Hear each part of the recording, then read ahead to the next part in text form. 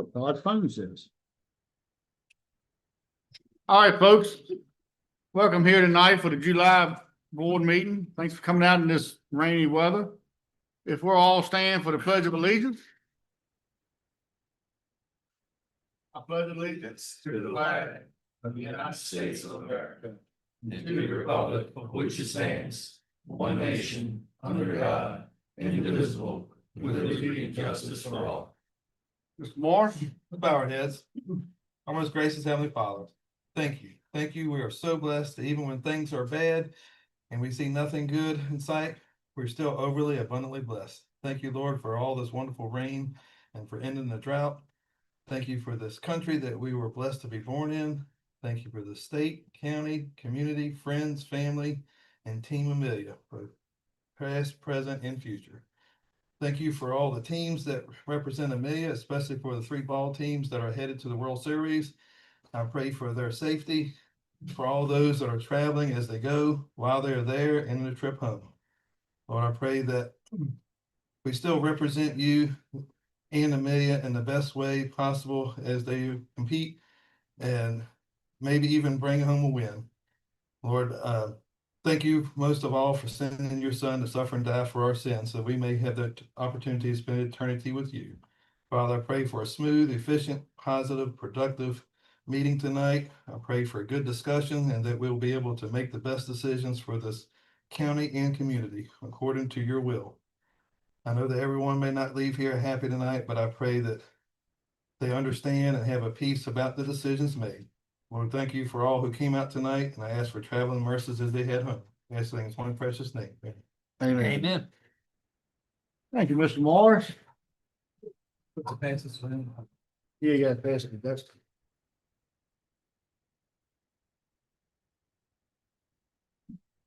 All right, gentlemen. We've had the agenda in front of you. Are there any amendments to the agenda?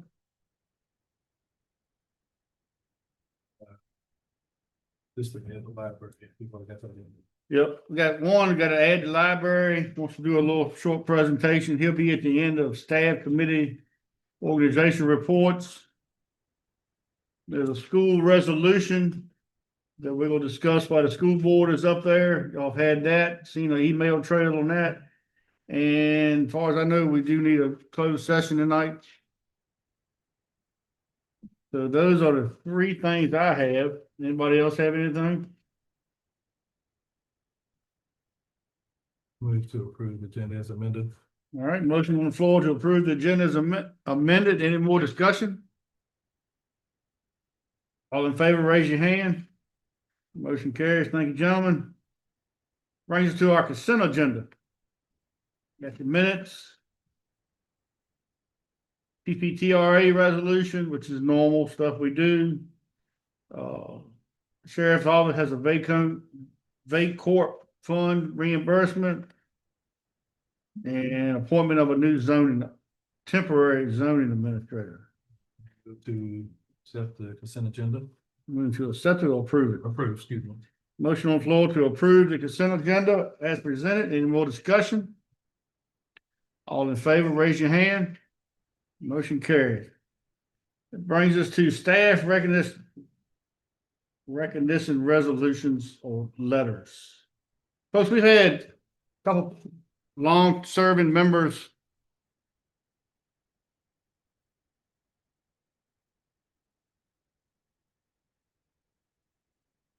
We've had 2 members off the EDA that's been serving multiple years, multiple terms, and we have 1 person off the planning commission that we lost short of his term being over with. So we've got some letters of recognition from the board for their service. Is anybody here from the Llewellyn family tonight?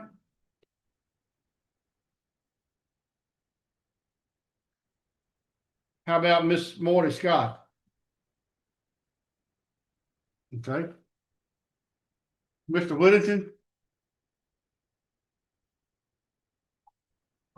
Come on, folks. Stand up there and read.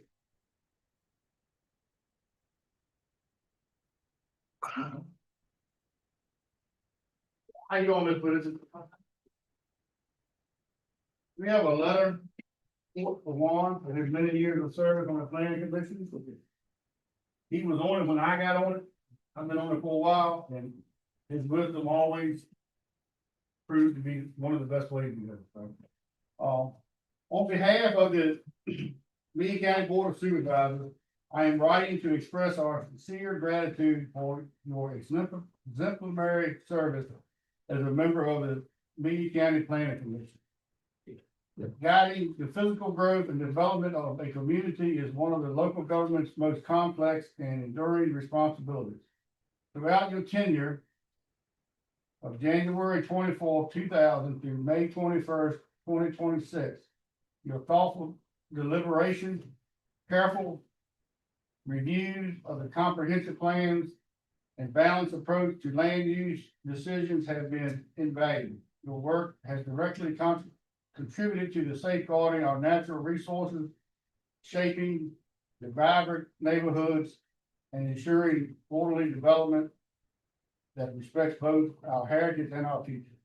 The role of the planning commission requires meticulous preparation, late hours, and deep commitment to listening to the voices of our residents. We are deeply grateful for your willingness to sacrifice your personal time, to take on this demanding public charge. Thank you once again for your invaluable service, your integrity, and your commitment to the future of Amelia County. Thank you, ma'am. Thank you.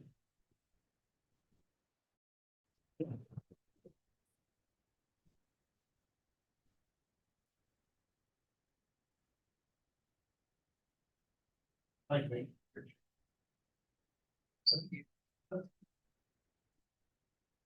Okay, I got one more for you.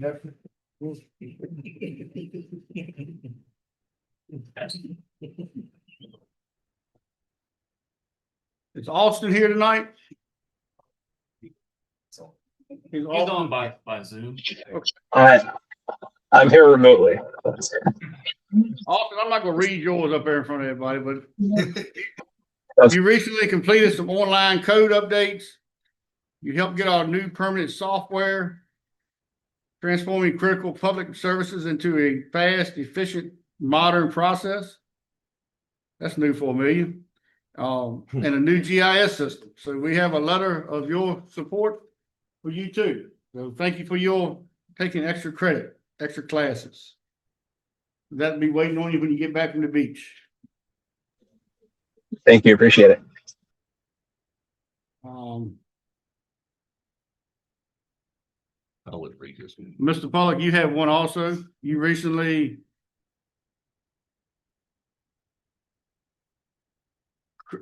credential management through International City County Management Association, ICMA. That was one of the things that we talked about when we hired Mr. Pollock, that he would continue to get his education on stuff that matters with his job. So we'll present this to you.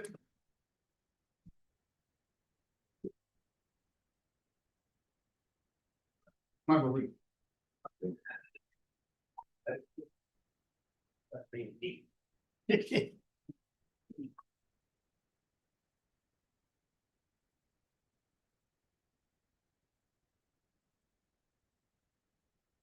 Yeah, congratulations.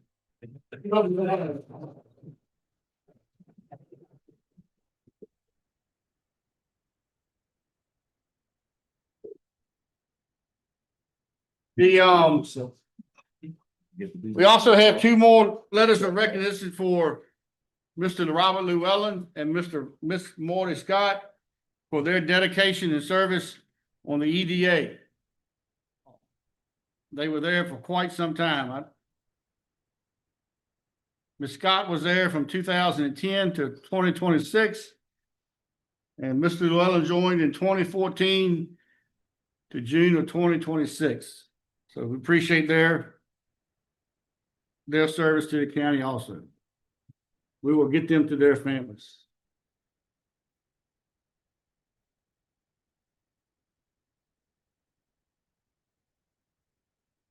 Mr. Chairman, Yes, sir. I just had one comment on Eric's certification. Help me. So ICMA, for those who don't know, that's the Professional Association for Professional Managers and Administrators. And this is the sort of the gold standard in certifications. And so I think it's a big deal. And I think it's probably safe to say that Eric's the first administrator in the history of the county to have this To certification. achieve it. Yeah. I mean, we got paid more. No, No.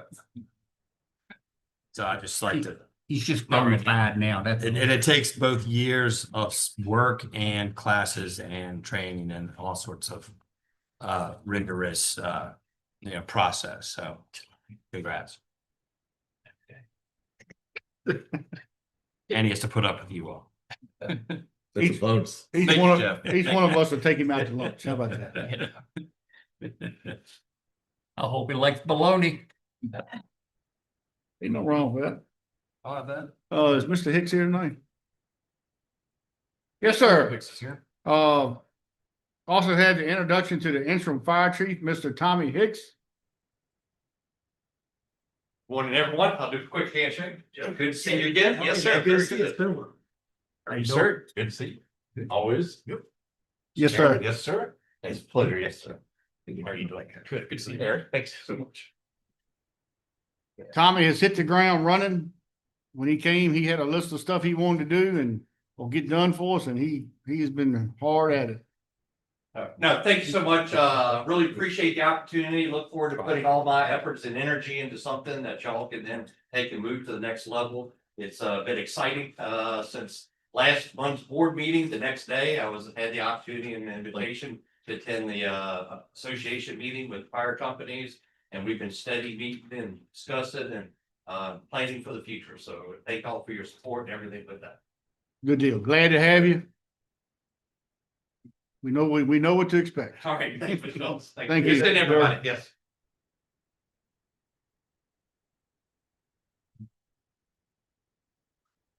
All right, that brings us to the public comment time. Anybody wishing to speak, address the board on any matters that really are not on the agenda tonight. You're more than welcome to come up and talk. Please state your name and address. I'm Will Dunford. I live at 6912 Richmond Road. I was at last month's meeting and we brought up an idea that you guys commented and said that you couldn't do anything with it. Well, we talked to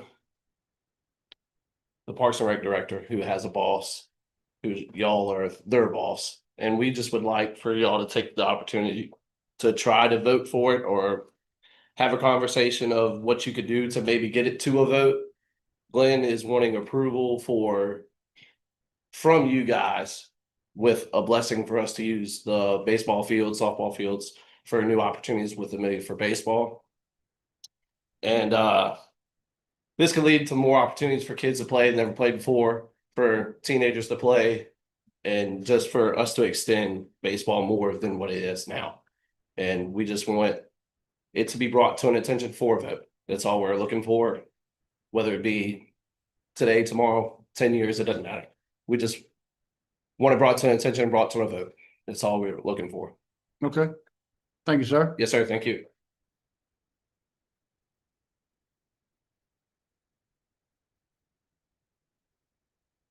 Anybody else? All right, we'll close the public comment and we'll move on with the agenda. VDOT? Is Ms. Corley on? Okay, Quick and sweet. that's strange. Remember to speak for VDOT? Yeah, We started paving 360. did we? Yeah, Okay. all right. That's a good report. First round of secondary mowing has been completed. Pipe replacement on Dykeman Road, Dex, is that being going on? They did a excellent job after the third time they come down to fix, but I questioned the first. Okay, well, at least they got it. They got it. I'll give them that. They did some Strike out. repair. They didn't strike out. It's just as smooth as a baby's you know what going across. So before they had a bump that your head hit the ceiling, and I said, y'all only done 50% of it. They got it though. They did some patchwork on Richmond Road. Todd, you notice anything?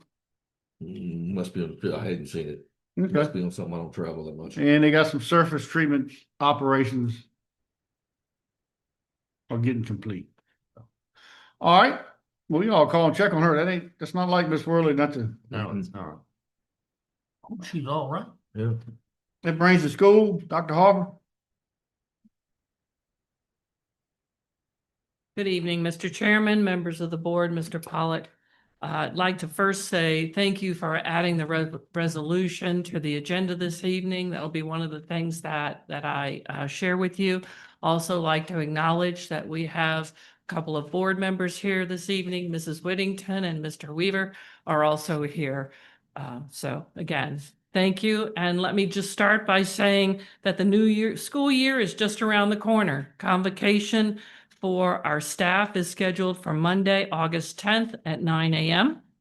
And it will be in the high school auditorium. Our doors will open at 8. Each of you will receive an invitation. We hope you'll be able to take time to join us for this opening event and send the chairman or a representative to bring greetings to our faculty and staff. Please let us know who will attend so we can appropriately recognize the representative on our program. New teachers begin orientation on August 3rd. Returning staff report on August 7th.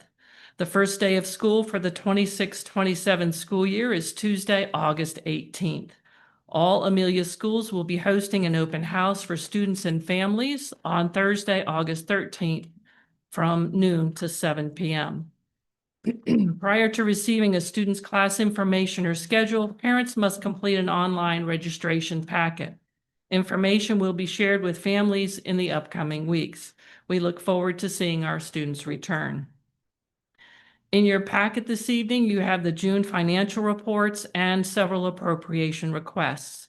Since July is a transition month from FY26 to FY27, you will see quite a few requests. There will be additional requests that typically come in August as well. Today, I'm sharing with you finance reports from June of FY26. While the final day of the fiscal year has passed, the final days for vendor payments, employee payrolls, and receiving revenue will linger on, but slow to a trickle through the end of August. So examples of upcoming expenditures that will accrue back to FY26 include final payrolls on July 15th and July 31st, for all 10 and 11-month employees. Invoices for June services for contracted services such as custodial and cafeteria staff, and items physically received prior to the end of the school year, but for which the invoice was not received until after July 1st. Similarly, examples of upcoming revenues that will accrue back to 26 are July and August sales tax payments and reimbursements for grant-funded programs. As of June 30th, to be meeting our goals, operating expenditures on our report should be at about 93.32%, and we are below that number at 91.17%. In the textbook fund, expenditures are at 31.58% for FY26. Please remember that some years textbook funds are spent more than others because the state adoptions change in different years, and not every year has an adoption. Funds 4 and 5 for all-in and construction have expenditures of the appropriated funds of 100% and 0.25% respectively. As noted last month, the remaining balance of all-in funds had an expenditure deadline of June 30th, 2026. We met the deadline and all funds have been expended in alignment with our VDOE approved all-in spending plan. In the cafeteria fund, expenditures are at 57.83% for FY26. So before I move into the appropriation request, I want to see if you had any questions at this time. Any questions, gentlemen? All right. Okay. So we have several appropriation requests. First is the TSI carry forward request. There is no local match for this. This is the Title I School Improvement Grant We're asking your approval for appropriation of $37,068.18 in federal revenues and expenditures to carry forward the Title I TSI grant balances available for reimbursement as of June 30th. These funds support ongoing programs for staff development and school support and have a final expenditure date, as many federal programs do, of September 30th, because the federal year goes October 1st through September 30th. Faculty training programs and staff work associated with programs began in the spring and are continuing through the summer. These funds require early appropriation to ensure that these funds can be expended prior to their expiration date and staff can be compensated for their work in a timely manner. Again, these funds require no local match. Would you like to take each of these individually or as a group? You can go through while Okay. you're talking. All right, the next one are the state construction funds carry forward requests. Again, no local match. This evening, we have an appropriations request to carry forward remaining state construction funds recorded under Fund 5 of our finance reports. At the end of FY 26, remaining state construction funds totaled $1,194,469.50. We are requesting these funds be carried forward to support current and future projects in alignment with the law appropriating these funds. Again, no local match is required to carry forward these funds. The next carry forward appropriation request, yes, sir. Can I ask one question? Yes, Does that construction fund have a deadline? no. Okay. How come the two numbers don't match? From, you're showing your Fund 5 for June 30th or June 26th, doesn't match what you just said. No, well, let me check. State construction 1197 49670 could be the typo on my part in my notes. Does the letter match? The letter that you have 1194. So I would go with the 1194 and I will check with Mr. Trump when he returns on the discrepancy in that number, because that would be less. Yeah, that's a good catch.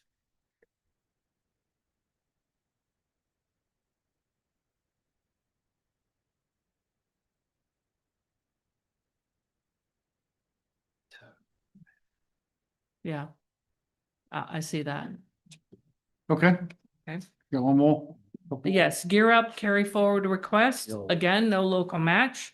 Similar to the TSI grant, we are also asking for your approval of an appropriation of $27,130.05 in federal revenues and expenditures to carry forward Gear Up grant balances available to ACPS for reimbursement as of June 30th, and also have a final expenditure date of September 30th. These are the remainder of the Year 1 award, and a subsequent appropriation request for our Year 2 award is planned for September. These first 2 of 7 years were not incorporated in the budget, as the initial award was received after the budget process was complete in the spring.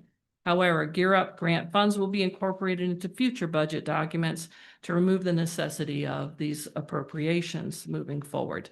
These funds do require a dollar-for-dollar match. However, this match is met with in-kind contributions already accounted for within our budget. Again, no local additional local funds are requested. And then we have one other request, the FY 26 state funds carryover resolution with no local match.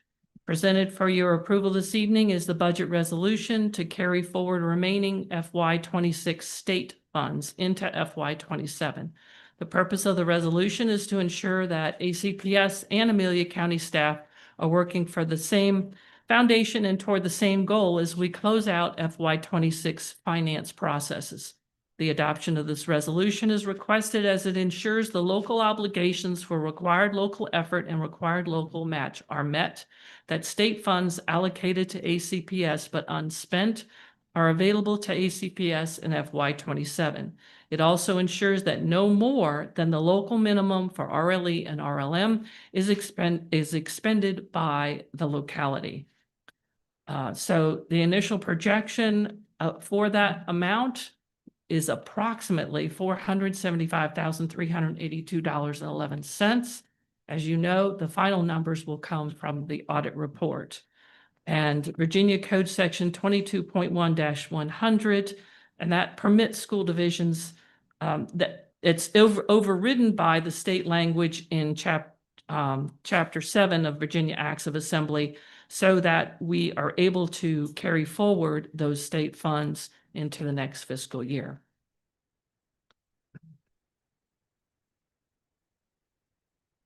And those are the additional appropriations with the exception of the budget request. Would you like me to continue with that?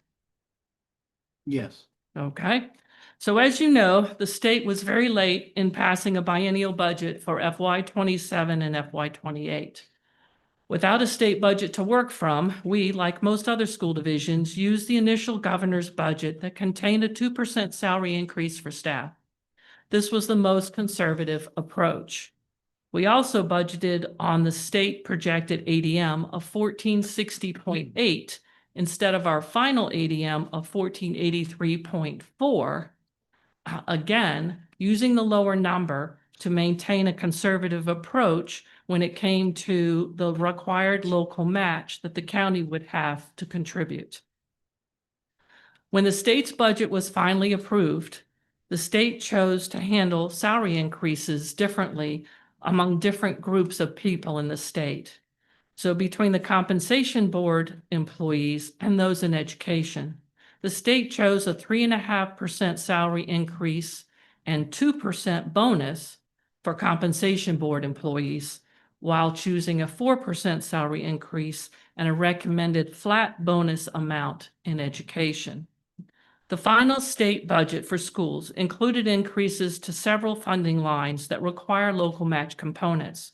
We continue to only ask for the new minimum required local effort and required local match established by the state budget. The additional appropriation request is $168,502 to bring the local funds for operations and the textbook fund to the minimum required by the state. We also provided for you a PowerPoint presentation, and I am happy to go through that page by page if you would like, or answer questions that you may have about this budget request. Okay. Any questions?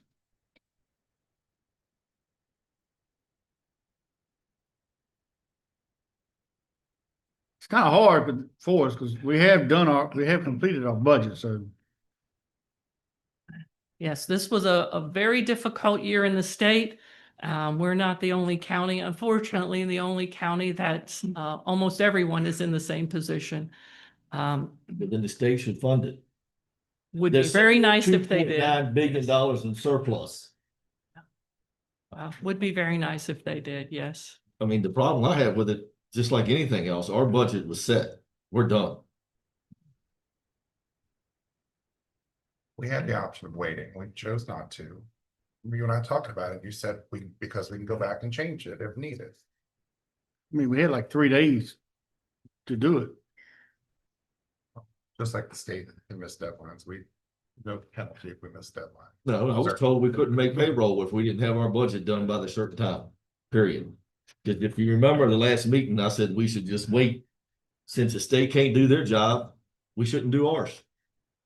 I remember that very plainly. I mean, that's the whole problem. I think we all agree on those points. The schools didn't cause it. I'm not saying they did. No, But- I didn't say you said that. The state caused the problem. The state's causing the problem. They caused the problem all along this year in our budget.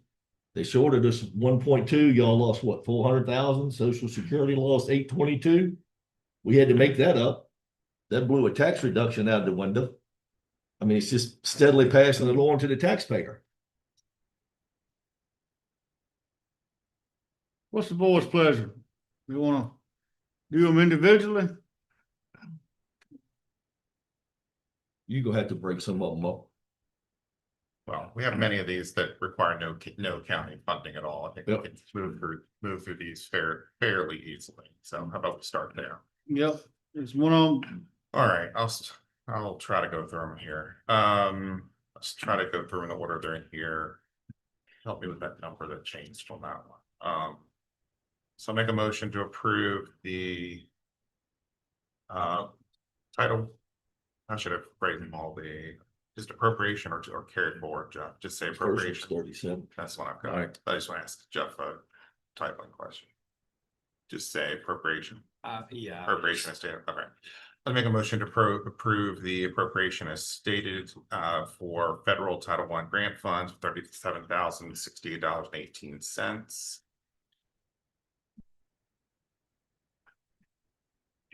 Did you want them, you said you wanted them You- individually, right? you were gonna do all the, Well, And no match ones together. okay, that's fine. you said you were. I don't, well, then. And this is the one that changes, right? Yes, sir. As well as the construction funds of 1 million. Oh, this is the same as on this page. This is the same as on this. Yeah, page. but it's not the same. It is not the same. as this page. Yeah. $1,194,469.50. Federal Gear Up grant, $27,130.05.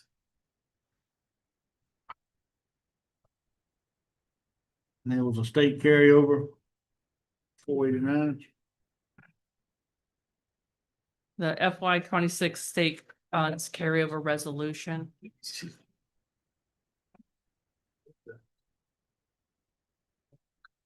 I think we approved that. Now it's just a resolution, I know. because I didn't have that one in my book. I don't have that in my book either. The 27,000 that needs to be done. I did not. We did the first time. Want to vote on those, Mr. Chair? Yeah, we got, Those are item number 4 on the agenda. B4. because you said you had three figures, 27,130.05, 37,068.18. And the 1,194,000, was that it? Yeah. Yep. What's the board's pleasure on those? Those are 27, 130.05, you said? Okay. Right. three appropriations of Yep. those amounts. There are no local match. Correct. That was put in the motion, right, Mr. I did, yes. Any more discussion? All in favor, raise your hand. Motion carries. It's 489 on the budget state fund resolution. Oh, I don't have that one, but I remember you presented something to us call a month to it, that you will have some state funds. And I think we approved them. I'm not sure. And this is just the paperwork. This is the resolution, yes, to say that with the final number that the board will be appropriating those back to us because we have to report to the state that the county met RLE, RLM. Yeah, we just don't have a resolution of that we don't have a resolution to approve, I think is the. Letter in here, Mr. Pollitt, do you? 168,000. It's 168,000. Is No. that the one? No, that's- No, it's not that. It's not in here.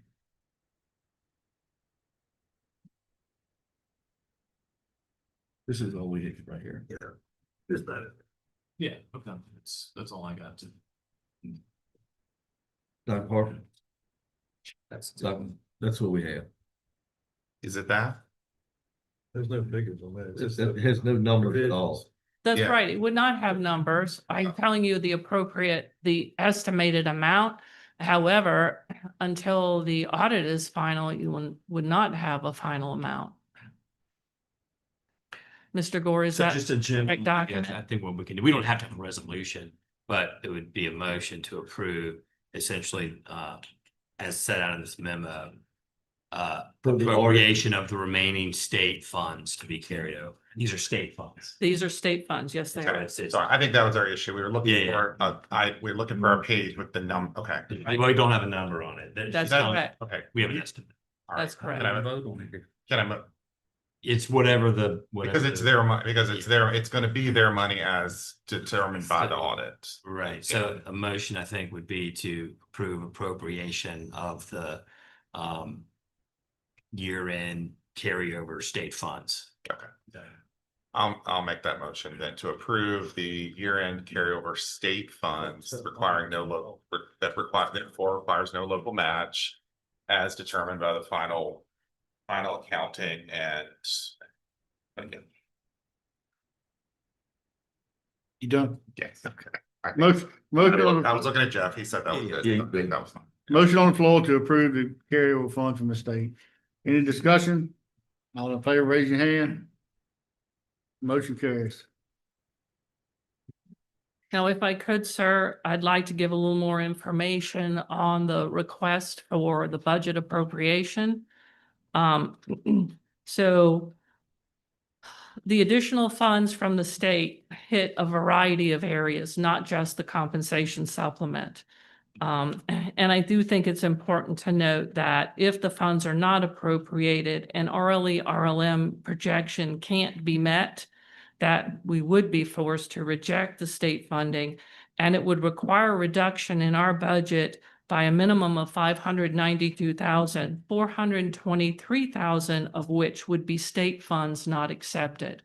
So it is my understanding that the county has accepted the additional 0.5% for county employees. So we are asking that you meet the minimum requirement, again, at the lowest ADM and the most conservative budget that we have.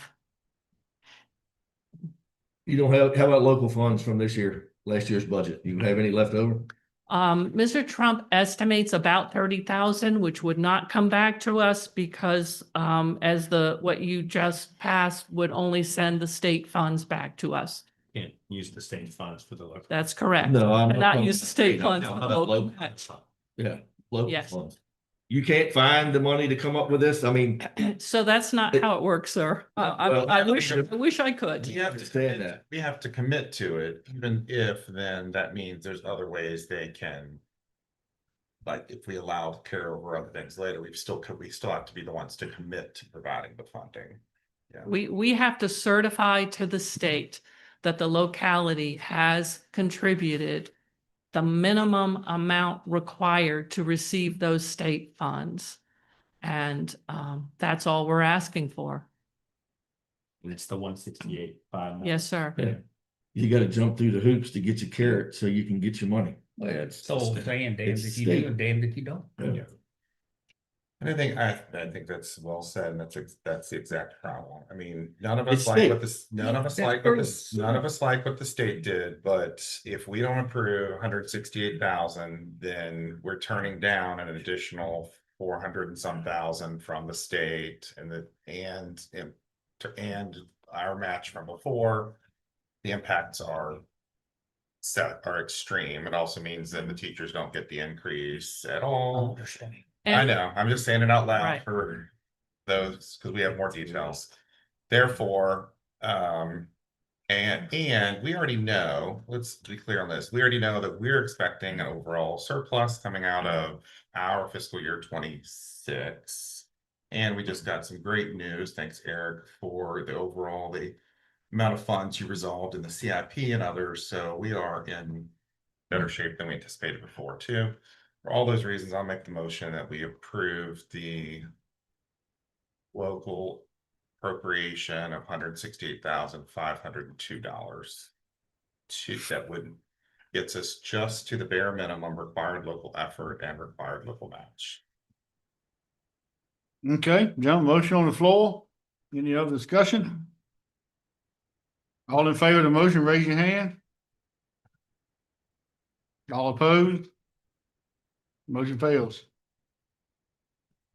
okay, gentlemen, I just want to make sure that you understand that's not just the teachers who won't get the increase.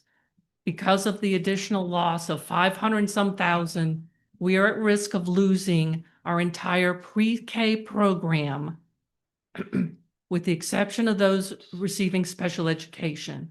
In Amelia County, we have very few options for preschool children. A cut of 500 and some thousand, we will have to cut far more than just giving our staff 2% when you are giving your staff 3.5%. We hadn't decided on anything yet. So this, we gotta stop Understand. it. Well, we had an incident this past week with somebody jumping the gun, accusing the board member of not doing their job and all that, when it was not true. So we don't want to go there, but I just one want of you to my issues understand. is about the whole thing is, and I mean, it's a state issue. But you have the largest budget in this county. And I've asked, since I've been on this board multiple times, to help us with some funding, some reducing some cost. And I've always had to answer no. And I've asked one person multiple times, and I asked a sitting board member the other day, you can't give me one red penny. And the answer is no. No. That is correct, sir, and I will explain why. We have reduced, we have done asset analysis, we have done everything that we can to reduce the costs, but we did not create the funding formula that the state uses, the composite index. And the composite index is the state formula. The state is looking at other formulas, but they haven't come up with one yet that they are using. So given the situation, it wouldn't matter.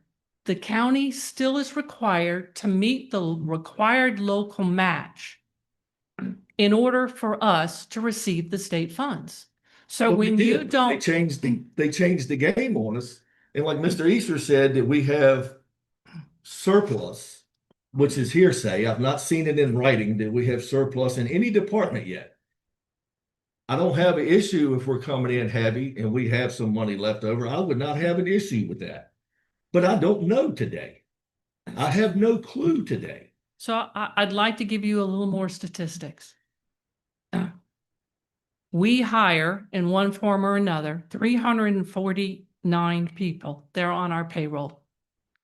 221 of them, 63% of our employees are Amelia residents who would not be receiving what the state is giving to every other teacher, bus driver, paraprofessional in the state. Pre-K slots, we're at risk of losing 56 slots for 4-year-old children in this county. Special education students, because part of this funding was special education add-on, 203 children and their families will not see any additional support that money would have brought. Amelia County Public Schools is 91st out of 131 in the state in what the locality contributes. That's at the minimum contribution, not less than the minimum contribution. We are 22nd out of 26 in school divisions serving children between 1,000 and 2,000 students. We are 10 out of 12 in the region for the lowest contribution from the locality. Now we will likely be number 12 because we will be below the RLE RLM.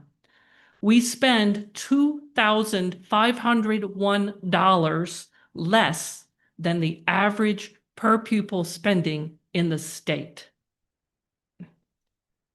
But we're spending 17,000 plus per student. That's right. Cost. That's I can right. go to any of the 3 private schools around here and spend less than $10,000 a student. They don't have to. They don't have to. They don't have the support requirements we disabilities have. or There you anything go. else. You don't have to jump through the hoops. No, That's part of the hoops. Why, say you come in at 1,500 students, why can't we come back and revisit it to match them? This is basically. Because we have to certify to the state that the locality is giving us the minimum required. And your vote just made it so we cannot certify that to the state. If we come in more, higher number of students, we have to Right. come back with more money later.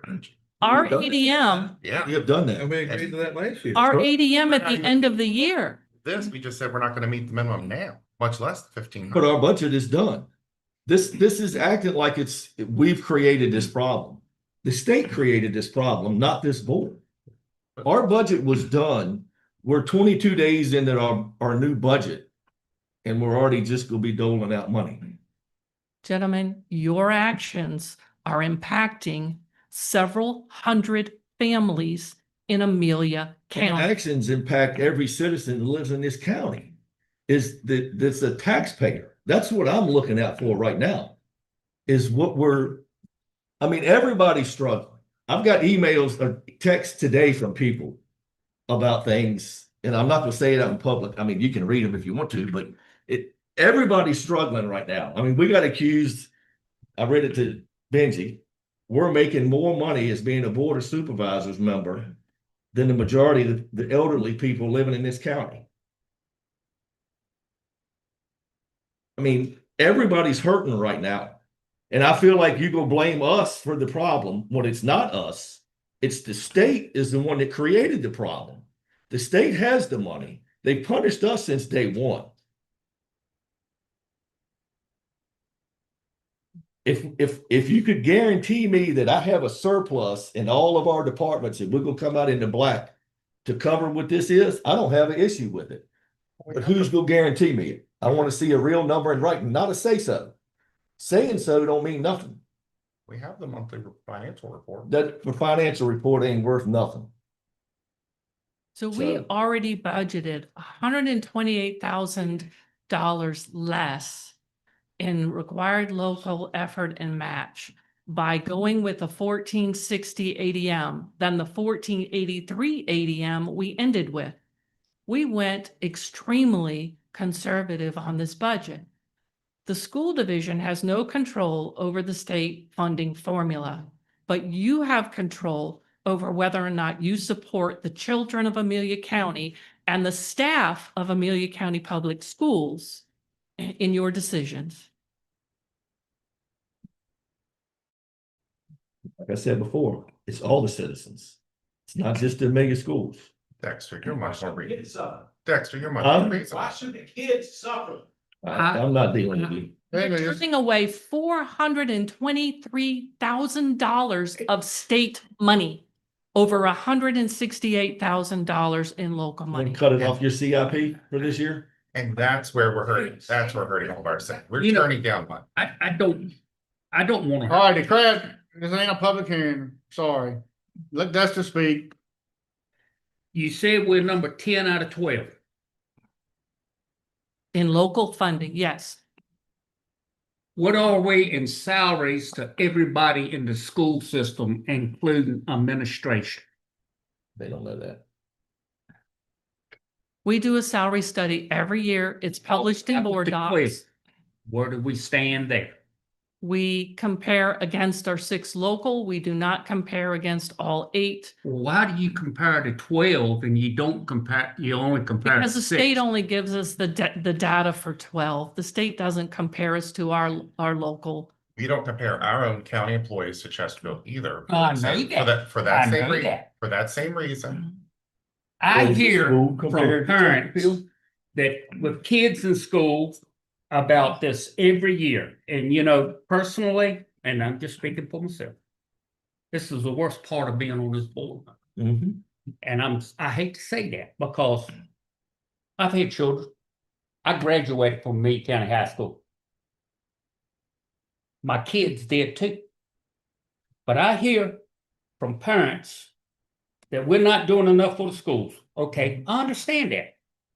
But I also hear from citizens who don't have no kids in there, we need a break. Y'all taxing us to death. And I sit there going, well, what are we to do? What are we to do? We can't make both sides happy. What are we to do? And we're only asking for the minimum. That is all we're asking But not for. at all. So, Mr. Chairman, don't know if it's appropriate or not, but I'm going to ask you once again, please reconsider and give us the minimum required $168,000 to get $423,000 from the state to give our employees what their counterparts will get if they're in other counties in the state, I to give understand. our children what they deserve in state and local funding. I understand the vote's been made, Dr. Harper. I mean, I can't recall the vote because I was on the losing side. Someone on Talk- someone on the prevailing. That's side right. would have to make- Talk to me about the food program. That you're on all this food program y'all are doing. The community eligibility, the Are y'all- community eligibility program. I don't know, where you're giving it away at the library or whatever it is. No, no. So that doesn't cost anything. You're not making any revenue off of it. The revenue, so as you get in your report every month, you get a cafeteria fund. That fund is totally separate. It cannot be combined. It's just like the textbook fund. They are totally separate funds. By code, they cannot be combined with operating funds. And any revenues that are made through the cafeteria funds have to be spent back in that program. So if revenues are made, we're allowed to get to a certain point, and then we have to spend any additional funds made through that program in the cafeteria, replacing ovens or equipment or those sorts of things. Cannot be used. It's not legal. It's self-supporting. Yes, sir. What I'm getting at, because Yes. I heard that it was being pushed pretty hard, is why I asked. We are making money on that program and we are turning it back into the cafeterias. I just And had it's to not ask because I costing- this is the first time I've had an opportunity to ask about it. It is free meals for children under 18, Understand. and yes, absolutely, we are pressing that program. I just want to know if it was costing or not. No, That's sir. all I was asking. No, Dr. Harper, you want to explain the sales tax resolution? yes, sir, I'd be happy to. So as part of the 26-28 biennial budget, Virginia lawmakers through the General Assembly have approved a significant expansion of the local option 1% sales and use tax authorized under section 58.1-605.1A1A of the Code of Virginia for school construction and renovation. This change gives all Virginia cities and counties the ability to ask local voters whether they want to add up to a 1% sales and use tax dedicated to school capital needs. Previously, only a small number of localities had this authority in the Virginia Code. The tax does not automatically take effect statewide. To get the referendum on the November 3rd ballot, the local governing body must pass a resolution and then request that the court order that referendum be included on the ballot, and this must be done by August 14th. The court order must occur at least 81 days before the referendum actually appears on the ballot. Local voters would need to approve the tax through the referendum. The school board passed a resolution asking the county board to take action on this.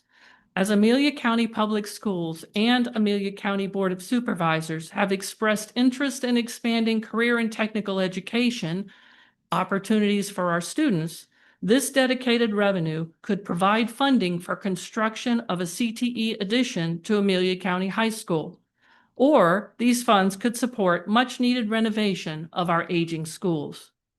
If approved by voters and subsequently by the Board of Supervisors, revenue from the additional sales and use tax could be used only for school capital projects. These may include construction of new school facilities, major renovations or modernization of existing schools, bond or loan financing costs associated with eligible school construction or renovation projects. The legislation is intended to support facility needs, not ongoing operating expenses. It is estimated that the 1% local sales and use tax dedicated to school capital needs would generate between $1 and $1.5 million per year. This is equivalent. It does not require, okay, this is about the same as 8.5 cents on a local real estate tax. So money raised through this tax would impact everyone in their spending, but not on all items. Revenue from the tax cannot be used for recurring operating expenses such as salaries and benefits, instructional materials, routine supplies, day-to-day operating expenses, or general program costs. And the revenue cannot be used to pay down previously issued bonds unrelated to eligible projects. This new legislation includes a safeguard to ensure the revenue would supplement rather than replace existing local funding for school capital needs. In other words, the tax is intended to provide an additional funding source for school construction and major renovation projects, not to reduce or supplant current local support. The additional 1% sales and use tax would generally apply to many of the same types of purchases and are subject to Virginia's state sales tax. Common examples include clothing and footwear, electronics and appliances, furniture and home decor, office supplies, restaurant purchases, leased or rented items, some short-term lodging, including hotel accommodations, and some other tangible goods. Basic services such as haircuts or repairs and most purely digital products such as ebooks or digital music are generally not subject to Virginia sales tax.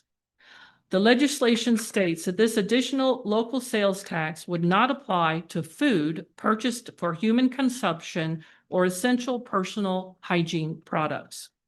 While many retail purchases may be subject to the tax, the local 1% tax would not apply to those exempted items. If approved by voters and the Board of Supervisors, the additional 1% local sales and use tax would be administered and collected through the Virginia Tax Commissioner in generally the same manner as the state sales tax. It would also be subject to the same general exemptions and penalties that apply to the state sales tax. It could not be collected directly by the school division or the county. Additionally, the legislation requires the tax to have an expiration date. If the school construction or renovation projects are financed through bonds or loans, the tax would expire when those bonds or loans are repaid. If the projects are not financed through bonds or loans, the local governing body would choose an expiration date and include it in the resolution when it goes on the ballot. In either case, the tax could not remain in place for more than 20 years from the date of the local resolution. The local governing body is responsible for deciding whether to place a referendum question on the ballot. To do so, it must authorize a referendum and ask the court to order the referendum by the applicable election deadline. For the November 3rd deadline, that is August 15th.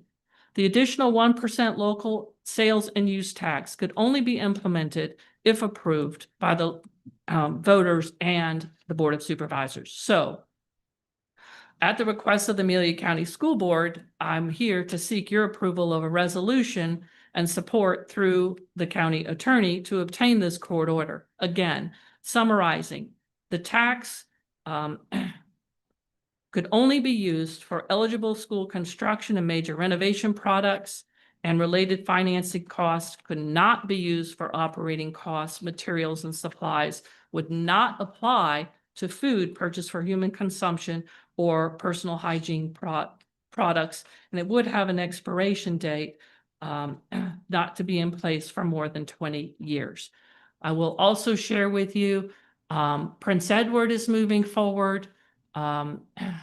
Powhatan is moving forward. Those are the only ones I know about at this time. But every locality in the state, not just 9 from the original set, now have this option. So if an Amelia citizen purchases items that qualify and they're in Farmville, Prince Edward schools will benefit from that additional 1% tax. We are asking you to consider putting the referendum on the ballot for November to get feedback from your constituents on how they feel. If you're going to be paying that 1% tax when you shop in areas outside of Amelia, why not have your money and the money of others go to support Amelia? So the school board is asking for you to approve the resolution. But that's all sales tax. Hmm? That's all sales tax. If they buy it outside of Amelia, we lose it. Mhm. So that's why I always say buy here. The motion. All right, thank you, Dr. Harper. Folks, I mean, it puts it to the voters. We really ain't, they really ain't for us to say. We gotta, they say yes to get it to the voters. And then we still have to consider if it passes or if it fails, we don't. So Prepare food. No. what's the board's pleasure?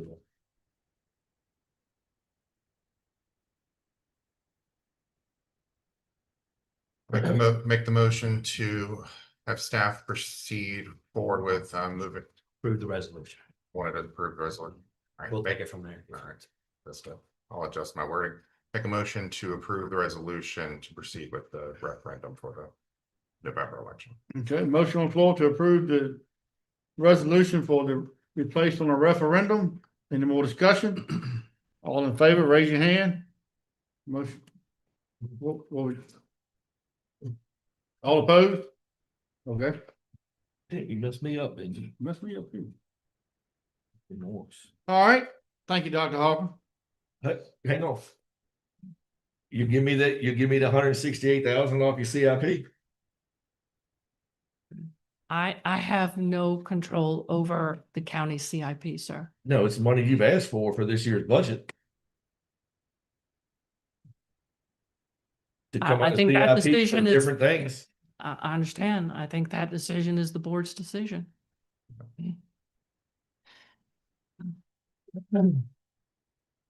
So it's a no answer to the question. It is not mine to give, sir. But you put it on this, you put a list on the CIP. I mean, if I took it from you off your CIP, are you okay? Those were priorities. We said they're priorities for the county. Okay. The budget is my priority, sir. Ours is ours. Sir? She said the budget is her priority. I- I said our budget is. I don't know. All right, let's move on. Thank you, Dr. Harper.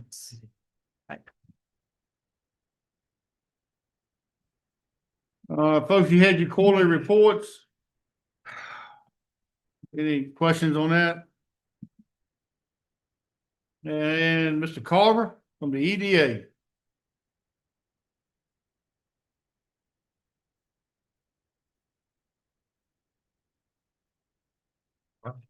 Bob Smith from the EDA. I just want to give you a brief update on what's going on out there at the park. It seems like we've been talking this for at least a decade, but it's not. Right now, we've have a grant to do the design work for the entrance to the park through VDOT. That should be B&B started on that this month. Currently, we're working on a grant from the Tobacco Company, Tobacco Commission, to drill 3 test wells out there, make sure we got some water on the property. That's a one-on-one match. And Dexter, the CRC, said they're going to help us do the application. That's good. After we continued that, I think the next thing would be to start working on some grants for the infrastructure to the park. Just so you know, the EDA permitted the contractor on 360 to park their equipment on the property, just their equipment, no gravel, sand, any of that stuff. And so if you see it out there, don't get excited that yeah, we're gonna get some infrastructure done on the property. That's not what it's for. Okay? Now, Mr. Carver is gonna come up and tell you about our marketing strategy. Anthony?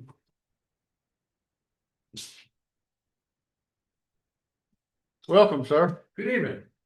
Nice to be here. Appreciate y'all sharing a little bit of time with me this evening.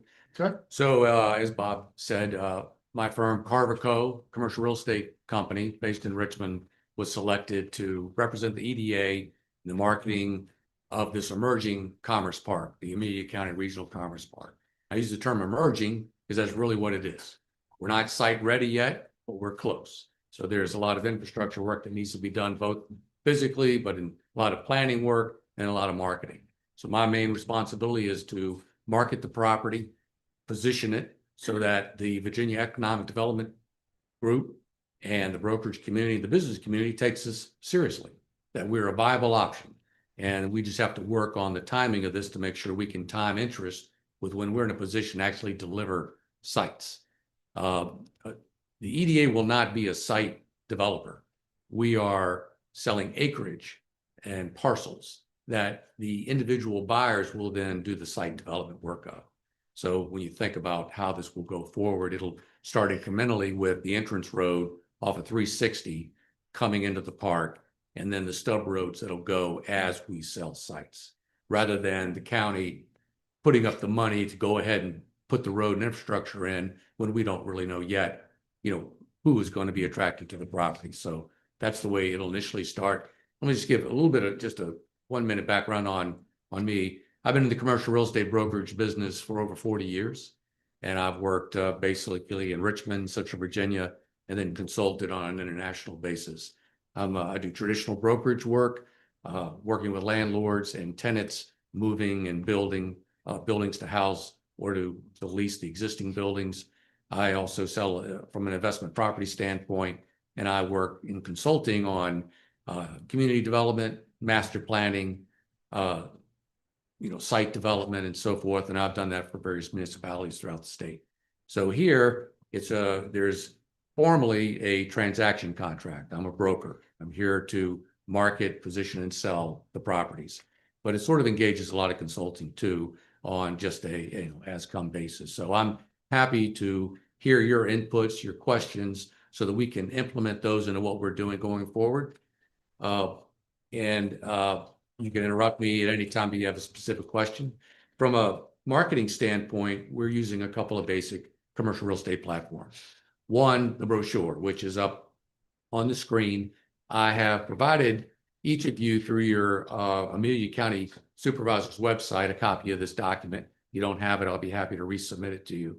But this is the first thing that we did, and I solicited interest, or rather input, from the EDA members and Neil Barber and others that are influencing the county's economic development, so that we can really make it a joint effort to get the right type of information and out to the market. And the other thing that we wanted to do was build credibility with Virginia Economic Development and the regional partnerships, so that they would look at this.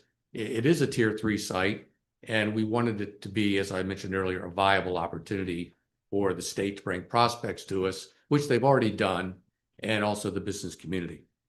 So the brochure is where it all starts. That's the information piece. We also use the internet platform LoopNet. That's owned by CoStar. They're the leading global marketer of commercial real estate, and anybody can go to that LoopNet site. You don't have to be a member. You can download the brochure. You can learn more information about it. And what our marketing efforts are doing, gentlemen, it's not just marketing the site, it's marketing Amelia. It's presenting Amelia as a county that's positioning itself for what's coming. It's a rural community. You want to protect your character, but as we know, you need economic development. We have Chesterfield County barreling down the road at us, Magnolia Technology Park, the new extension off of Powhite Parkway coming to Beavers Bridge at 360. It's marching this way. So the county wants to get ready. And the state is asking us, what is Amelia doing to get ready? And this is one of the answers. So the brochure, LoopNet, which again is positioning the county, the new Goochland, Amelia, Powhatan Alliance, the GAP Alliance, is, I think, going to be very helpful to this. I've already been in communication with the directors of economic development for Powhatan and Goochland to let them know what we're doing, and that how, if they have a need that they can't accommodate, bring it to us.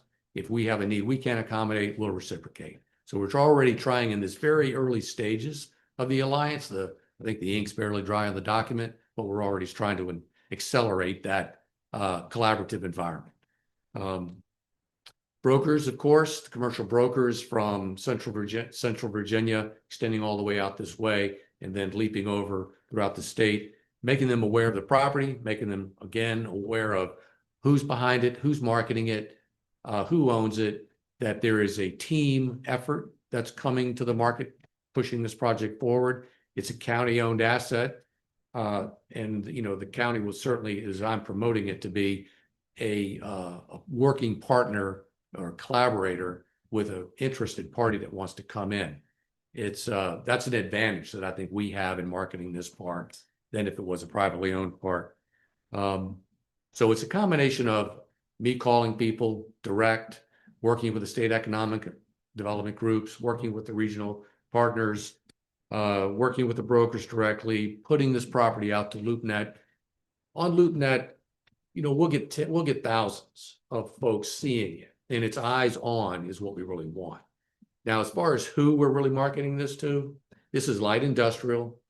We expect for parcels to go from 2.5 acres on up to the whole parcel if somebody came in and wanted that big a size. But we see it as happening incrementally. All the trades, HVAC contractors, electrical contractors, fabricators, assemblers, welding operations, shops, counter sales. Those are the type of companies that we see will want to find a cheaper, easier option than what they can find in Chesterfield County. With the growth that's occurring in Chesterfield, it's becoming more difficult for an independent to find a piece of ground that's zoned with a favorable county administration for them to be able to get their properties done. Chesterfield's getting more expensive every day. And this, we're priced at $15,000. Some might say, well, you know, that's high. Some might say that's low, but it's priced, we feel, properly for what we're offering at this time. It's served by well and septic, and it's outside of the growth area of Chesterfield. You'll find in Oilville up north, Oilville Business Park, that's a different ball game. Those lots sold out in their second phase at $180,000 an acre. But that was with the developer who was putting in the infrastructure. It's still a well and septic type facility, but it's also Oilville, I-64, 15 minutes from Short Pump. In Chesterfield, you'll find, you know, acreage for $50,000 to $100,000+. Again, road infrastructure, retail infrastructure, water and sewer, heavy electric. So we're trying to position the property as to where Amelia is today and then where it's going to be in the future. And really it's what will become that early economic engine. Again, the partners we're looking for externally are Go Virginia, the Gap Alliance, and me reaching out to the business and brokerage community. Y'all are in the community every day. So anything that you can do in promoting the park, I welcome. I'm happy to be with y'all at any time. If you have a prospect, call me. I'll get in front of them immediately so that we can walk them through the process. You know, where is it? Where's timing? When's the road going to come into the front of the park? How quickly could my engineer lay out a site plan? We'll get to all those questions, but it all starts with those early conversations. I'll stop there. I'm really here to hear from y'all and see if you have any questions or suggestions. So what have you got? Sound like you got a pretty good plan. Well, it's it's like you got plan. it pretty laid out, and I trust that Bob and EDA is working. I don't think he's charging enough per acre.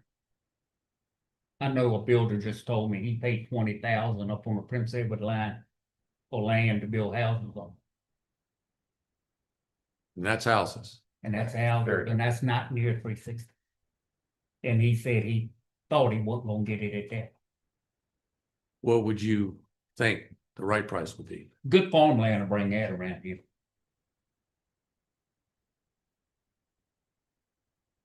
You're the professional, not me. Well, I welcome y'all are the locals, and that's what's super important because that's, you know, getting the local feedback is paramount to us targeting this properly.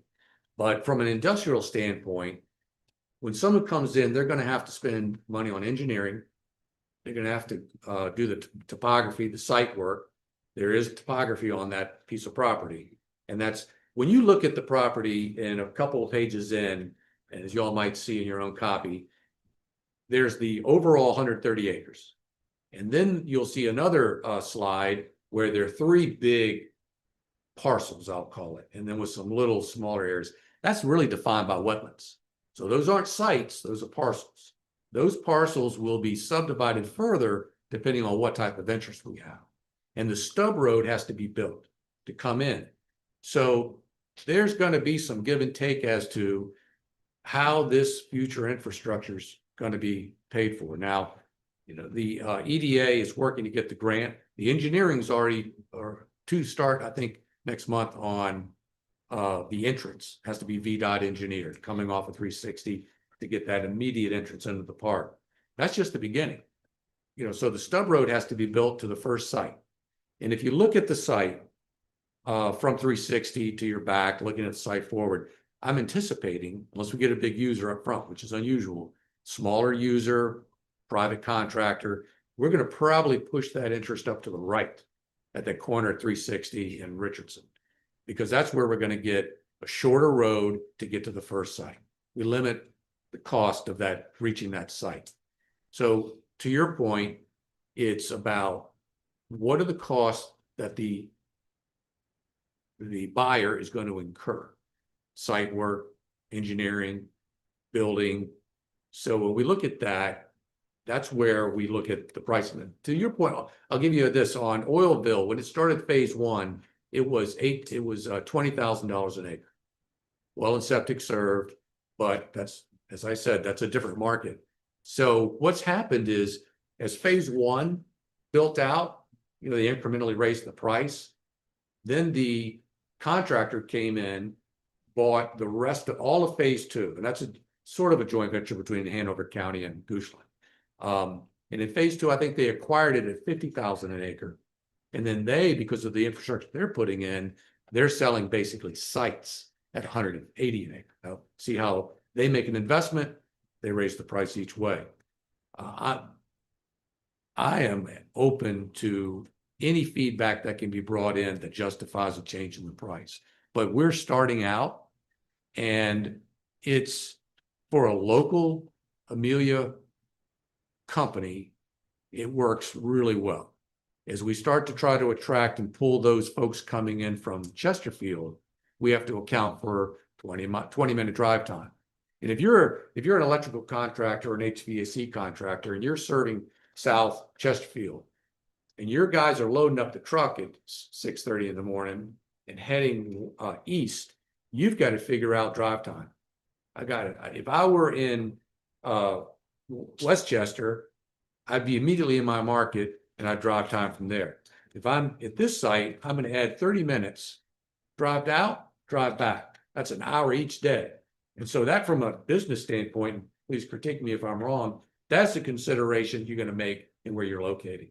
So I don't want to, I want to open up to other questions, but I hear you. I welcome feedback from you gentlemen. You all are in the market. You're dealing with people every day. You own your own businesses. So let me have that feedback and we'll take it back to the EDA and adjust it if it's necessary.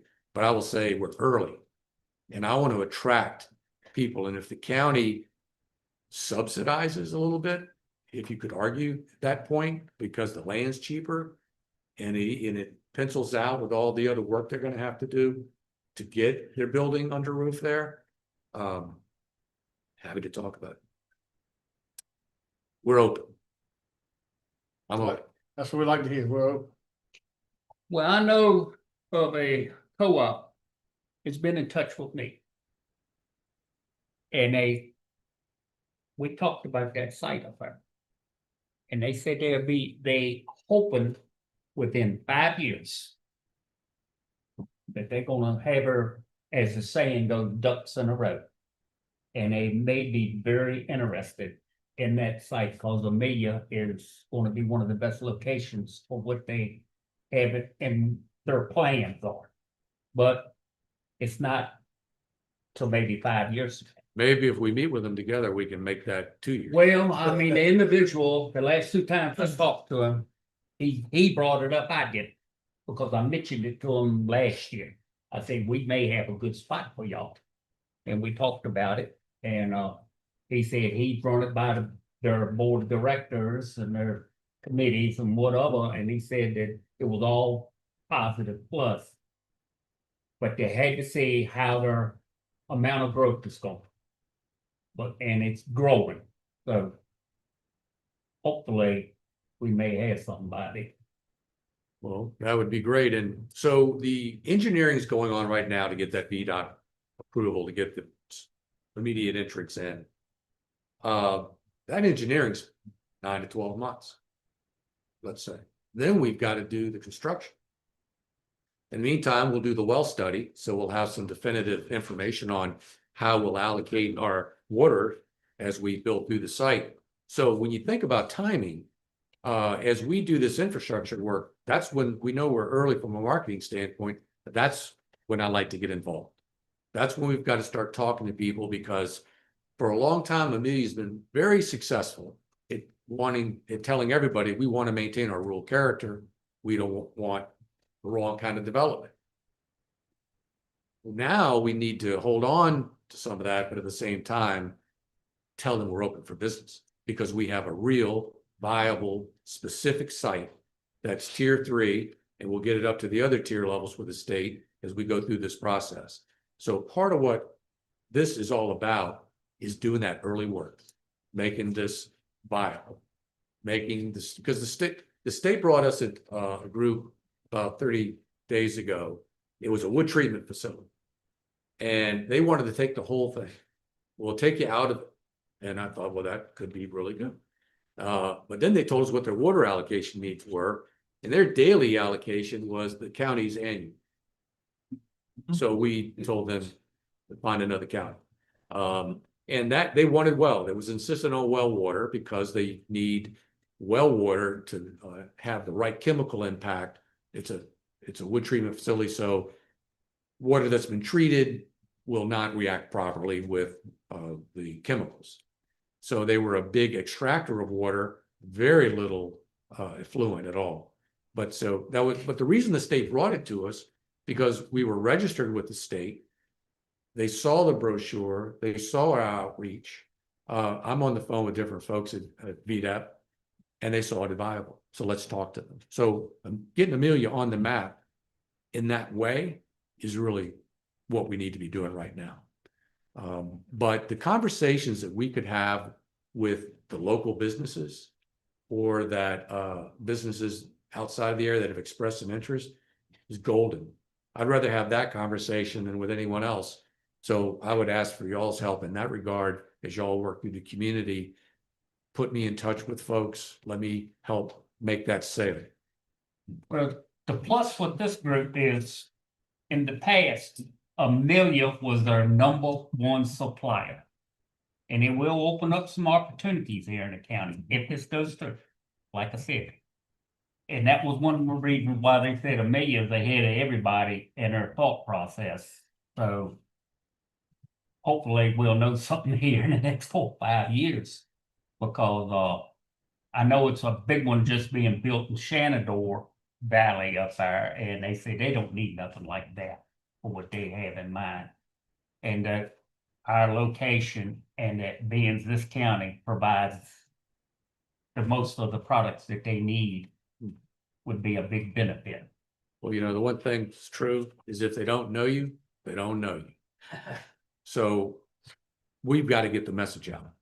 And at this early stage, that's one of my key things, to get the message out. But it's a lot of times it'll be surprise. Well, that's great. We didn't know. And so getting the right message out in the right way to the right people is what we're all about right now. And then if we start getting interest, then we'll be, working with these groups to get before y'all when they start submitting site plans and requests, and they want to talk about terms of a contract.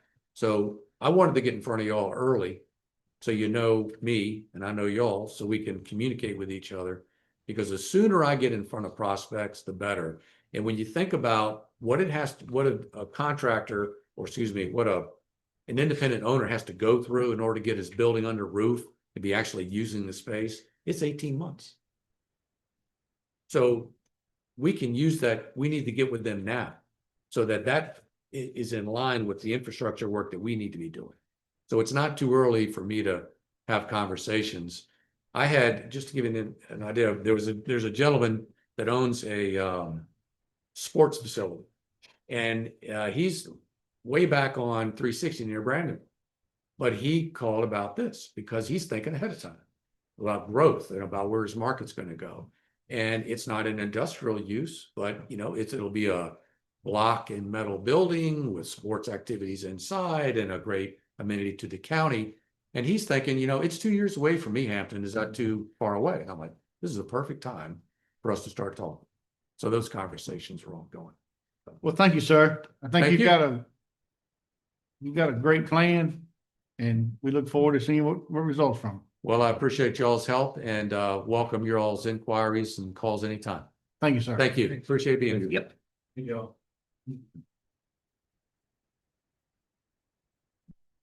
Kevin? Keith. All right, Keith, the library.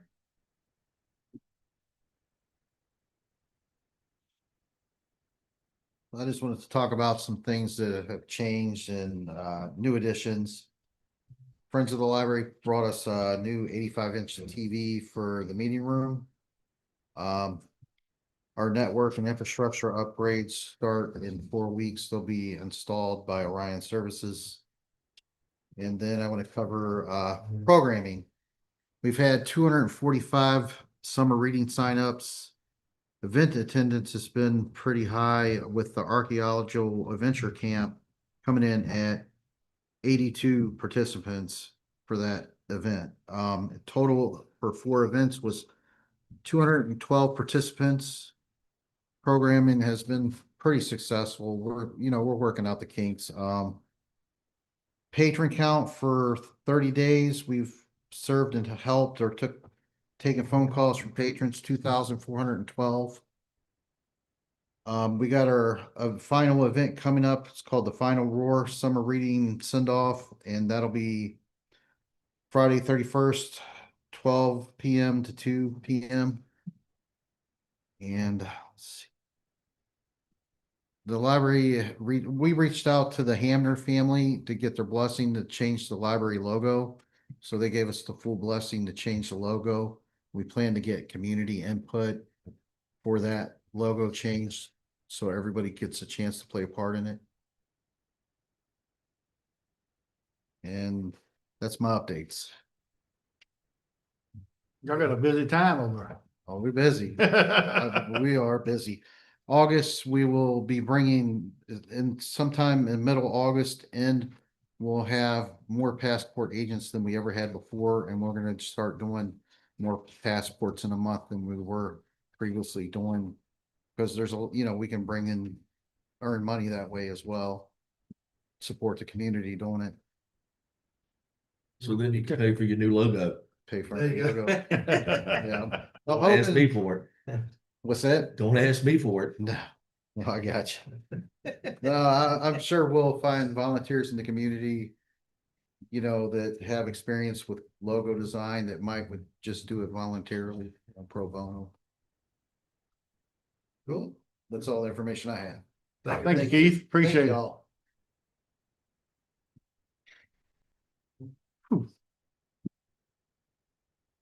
All right, gentlemen, it takes us to some finance stuff.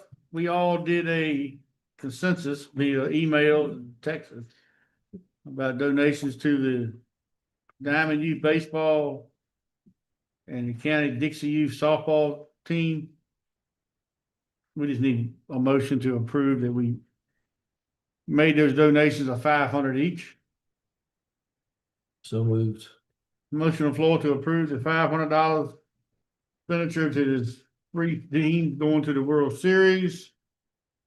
Any more discussion? All in favor, raise your hand. While we're on that, I'm just gonna add this doesn't need an action tonight.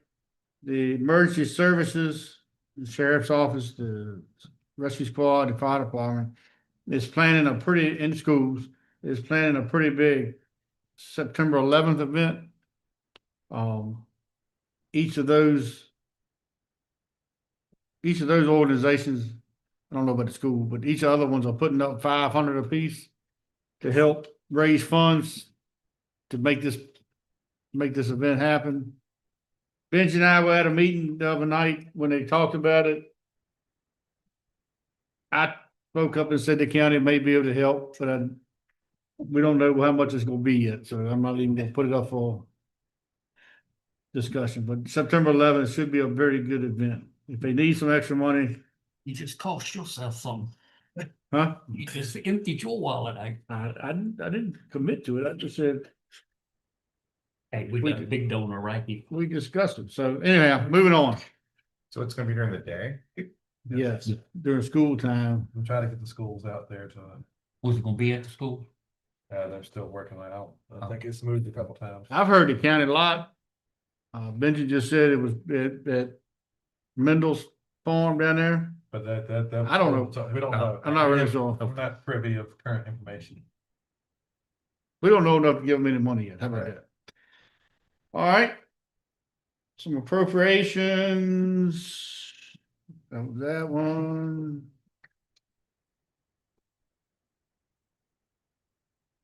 Community development.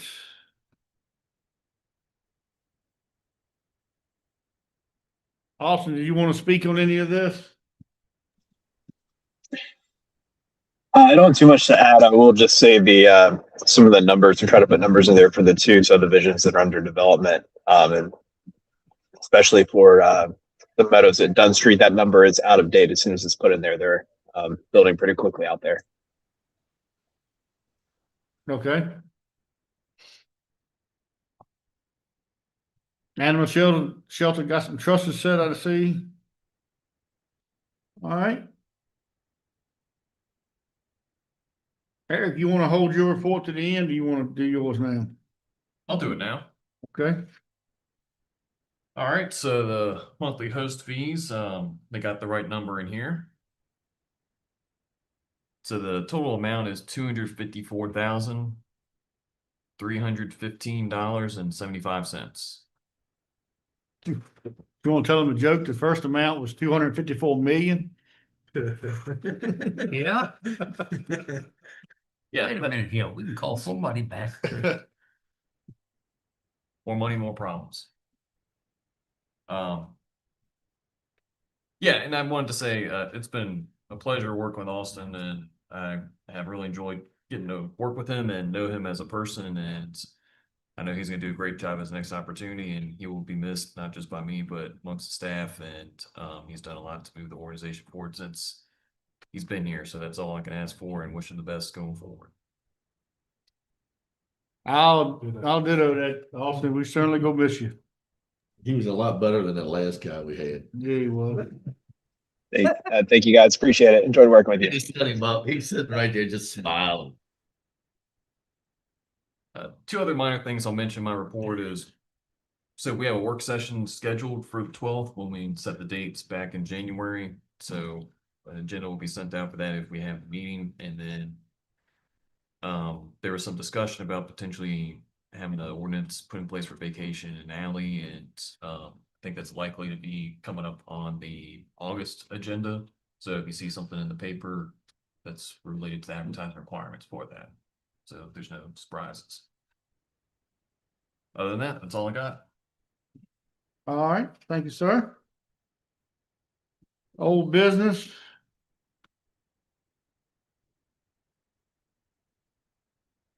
All right, Eric, you want to explain the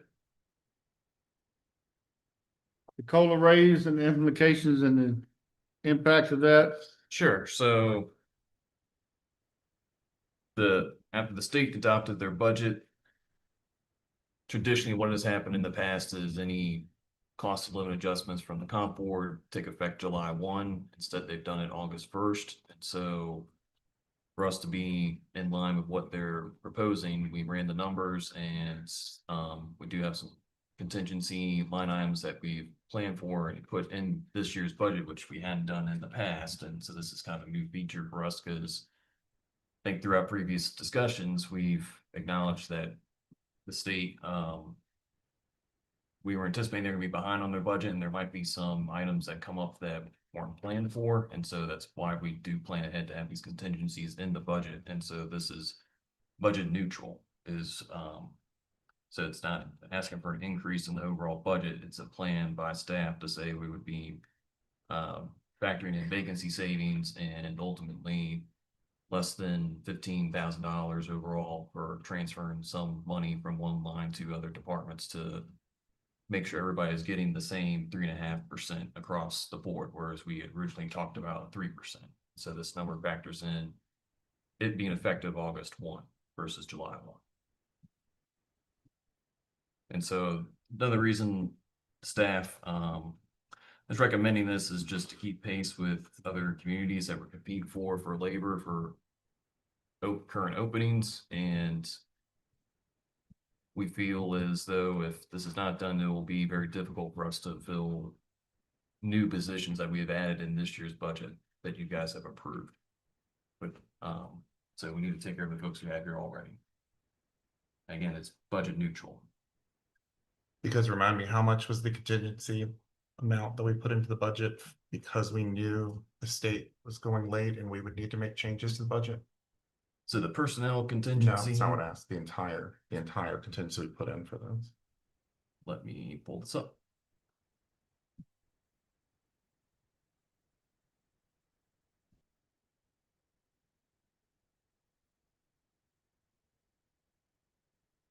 So broken into 5 different categories, the total is 269,680. Thank you.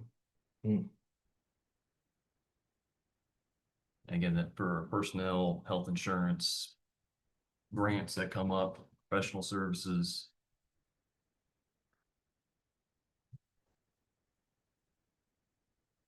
Okay.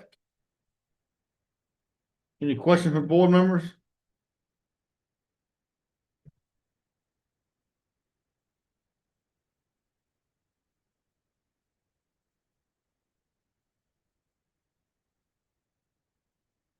I think it aligns with the state. I know it's not always bad. I do like it that we found the money in our budget. We didn't have to add money to the budget, so what's the board's pleasure? You're adding to it. Changing Word game. I don't see how we That's- can offer any of Exactly. the county employees a raise, period. When it was just voted not to fund any raises for the county schools employees. No, that was not, no raises. It was Return- 2 to 4. That's That's what she said. weird. I'm not gonna get that. I moved to not denied request. In the motion. Do not deny. To deny. All right, To eliminate all, to be clear, eliminate all raises. No, the 0.5%. That's what we're asking for is the 0.5%. The 3% is already Yeah. added in, correct? Yeah, 3% already in the budget. So So you're asking for so- 0.5%. So in that case, we're gonna, all right, that one seems even more strange. So now we're gonna end up with some employees that get one increase amount and we're gonna penalize the other ones with a different increase amount. Okay, we're gonna go back to the same drawing board again, I guess. It's happened in the past. The comp board didn't get as much as county employees.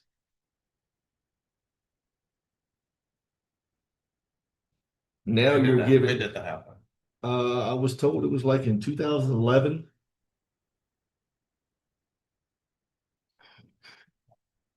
So I mean, So you guys Uh, have planned on anyhow, 3%. that's I'm right, sorry, we planned- Go ahead, make your point. I'm we sorry. planned on 3%. I can't do this any different than the school. It was put in the budget at 3%. I can't help it if you're a comp board employee or not. I know it's bad. But I'm sticking with the budget. We're getting ready to hit rough times, whether you believe it or not. okay. And I'm not gonna sit here and keep passing the burden on to the citizens. I mean, it's almost to the point that y'all just bring me your paychecks every pay period, and we'll let you decide what you get to keep. I've talked to a lot of different businesses, from plumbers to elevators. Until last night in the PSR, they gave a 5% raise. The highest raise that I've heard of so far this year was 3%. Some didn't get any, some got 1 and 2. So I was good with 3. And I'm still good with 3. All right. Mr. Chair, just for clarification, is the motion just referring? Is this to all employees, comp board and county, or are we just talking about county or just comp board? About funding 3.5? Mr. Morris made the motion. How do you? The 5% that he's asking to it, so I can't affect the comp board stuff, right? This is Not what- 5%. So it's just, 0.5. so it's just regarding county employees. Okay, the reason I asked because I think if you don't do the 3.5 for comp board employees, State gets you. you don't get any of that. Yeah, that's money. right. Yeah, so I just make sure that was a clarification. Understood that. Okay, and so the motion would be to keep it at, to not increase the county. Correct. So no change in the budget. No change in the, really, I mean, you don't have to. I mean, from the local Well, funding. would you want me to withdraw and somebody reword it a different way and let's be voted? No, we're just trying to find out what you're asking, that's all. Before there's. Would be a small change to the budget. Because we did not account for the 0.5% increase for the comp board employees on the local portion. So we either can give them 3.5% for the comp board employees for their salary, part of it from the state, part of it from us. Right. Or we give them, we say no, and then we have to decide, are we giving the comp board people 3% increase on their entire salary directly from the cap, which costs more. Right, so the state budget only require, the 3.5% is on the comp board base salary, right? So the way you currently have the budget is you do it, you're doing it on their whole salary, and there's a county supplement. So that's what Ashley's talking, the delta on the marginal amount the county funds. Yeah, on some, there's a. On some, and I don't On know the some, breakdown not, yeah. employee by employee. Yeah, this plan, to be clear, what's written here is the right thing to do. It's just we've screwed over another large portion of the county, and so now we seem like fools to continue down this path. I disagree, because if we didn't put the 3% in and they weren't going to get it, they didn't know any better. But now they have a 3% blessing that we already incorporated and prepared, but now because I'm against the 0.5%, suddenly I'm the bad guy. What would 19% increase over the last 4 or 5 years? I haven't gotten that. I don't know if any of y'all have gotten that. I mean, it's a 0.5%. So I will withdraw my motion because it's obviously worded incorrectly and we need to get it worded better. But that's why I mean it's a 0.5%. Up until this came about, everybody was happy. Yeah, we get 3%. And now I'm suddenly I'm a bad guy because I'm saying no to a 0.5%. Yep, man. It's Your not saying opinion. no to 0.5%. It's the treating employees disparately on something they have no control over, whether they happen to be funded by the comp board or not. And create strife within the employee population. Something that every year we've agreed we wouldn't do. Why this proposal came up, that we all offline agreed we were gonna. All right, there's no motion on the floor at this time. It's a $14,000 500 expenditure. To treat everybody the same. I see the point that Mr. Robinson's bringing up For 1 year, about the school. 1 year.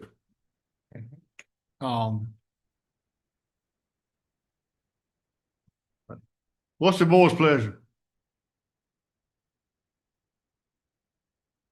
I'll make a motion to proceed with the plan as already presented. So we already have the contingency funds and it's best to treat all employees across the board the same manner.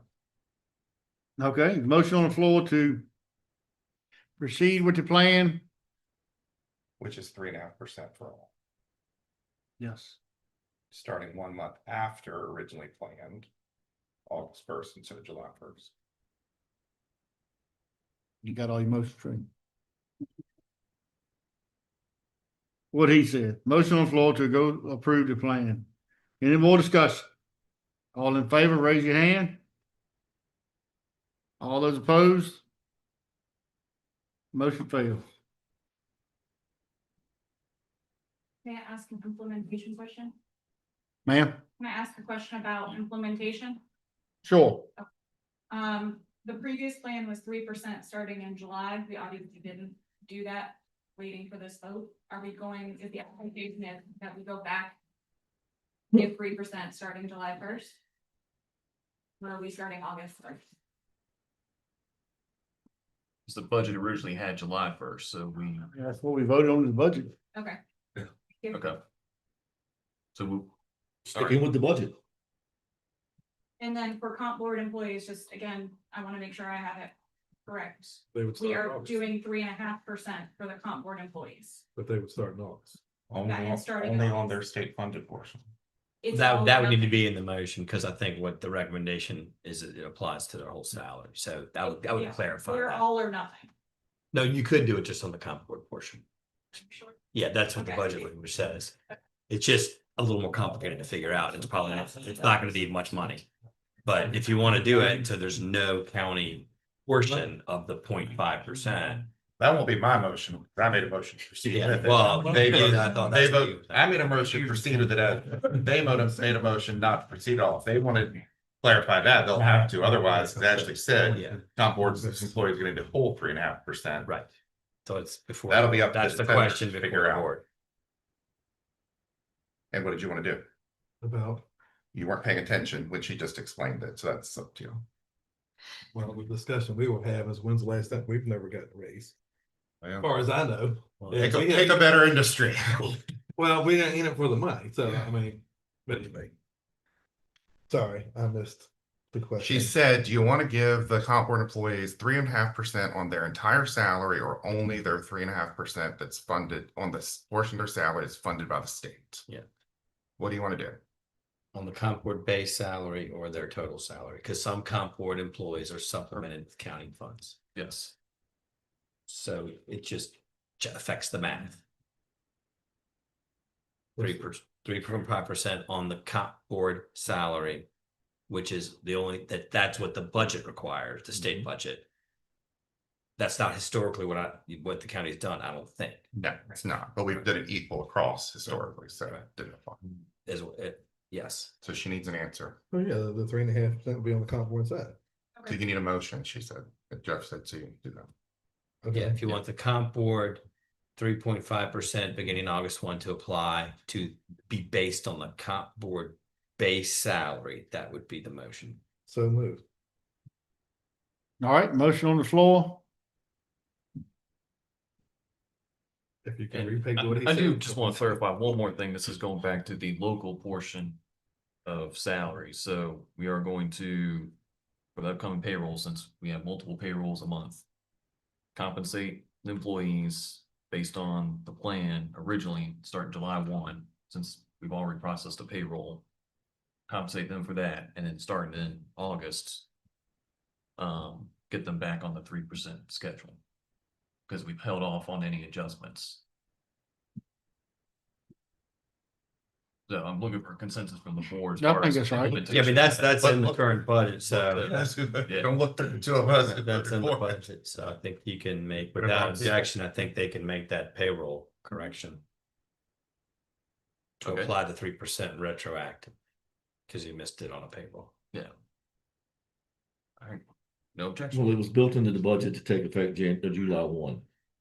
So you just take it back to them and pay it. I mean, I don't know why we call it a cost of living adjustment anyhow. It should just be a raise. That's what it should be. CPI is 3. Yeah, merit raises are done through a separate process. But it's still a raise, because if it cost of living goes down next year, we don't get anything back. It's like a word game. It's a raise. Goes down. It will be down. They're projecting 5 for this year. It'll be down before the end of the year.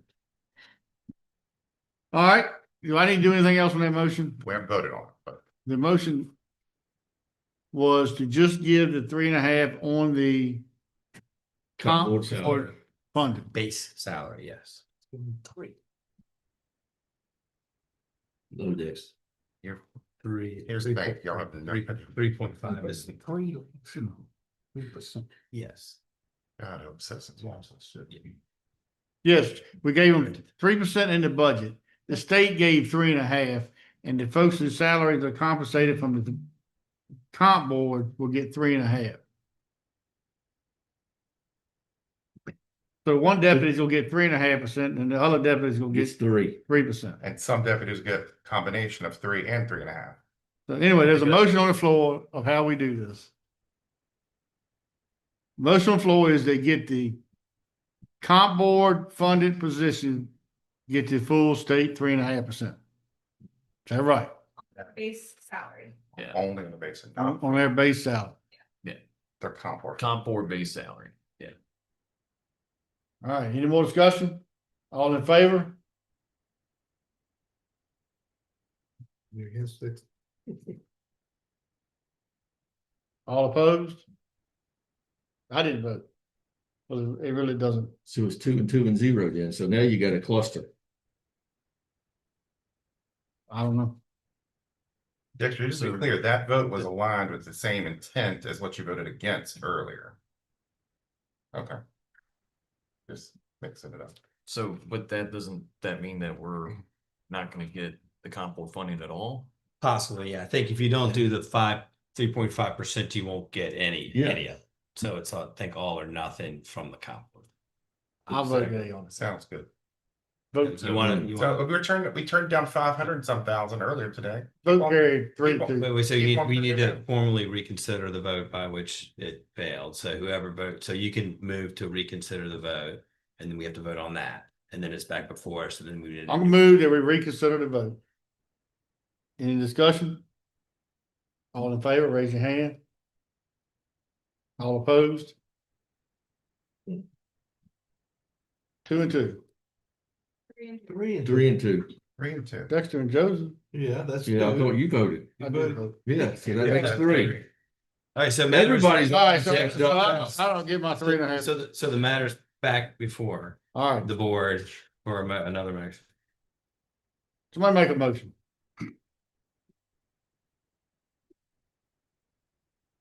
I thought we just were. I'll make the motion. We're giving 3.5% to the comp board funded positions of the county on their base salary from the comp board. That's the motion. Any discussion? All in favor? Raise your hand. All opposed? Motion carries. Let's move on. I thought that's what we just did. I thought we did twice, but. Never mind. I didn't vote. It didn't pass Vote because it was failed. 2-2. Yeah. You did a motion to reconsider. You have to do a motion on the reconsideration. That passed. Okay. Then you have to do a motion All right. on the actual reconsidered Gotcha. one. All right, y'all It wanna, got super confusing. Well, it really shouldn't have been. No, Y'all it want a didn't. retreat date in September? Yeah. The dates on the table were like the 18th. And the 11th. Some of us may be tied up in the 9/11 deal. Not the 11. Okay with the 18. Yeah, the facilitator said any Friday in September. It seemed like Friday worked for everyone when we scheduled this last year, so, All right, we'll do it on the 18th. all right. All right, we got a public hearing. Request on a conditional rezoning. Is Austin still there? Yeah, still here. I'll give a staff report. I'm gonna share my screen 1 second. All right.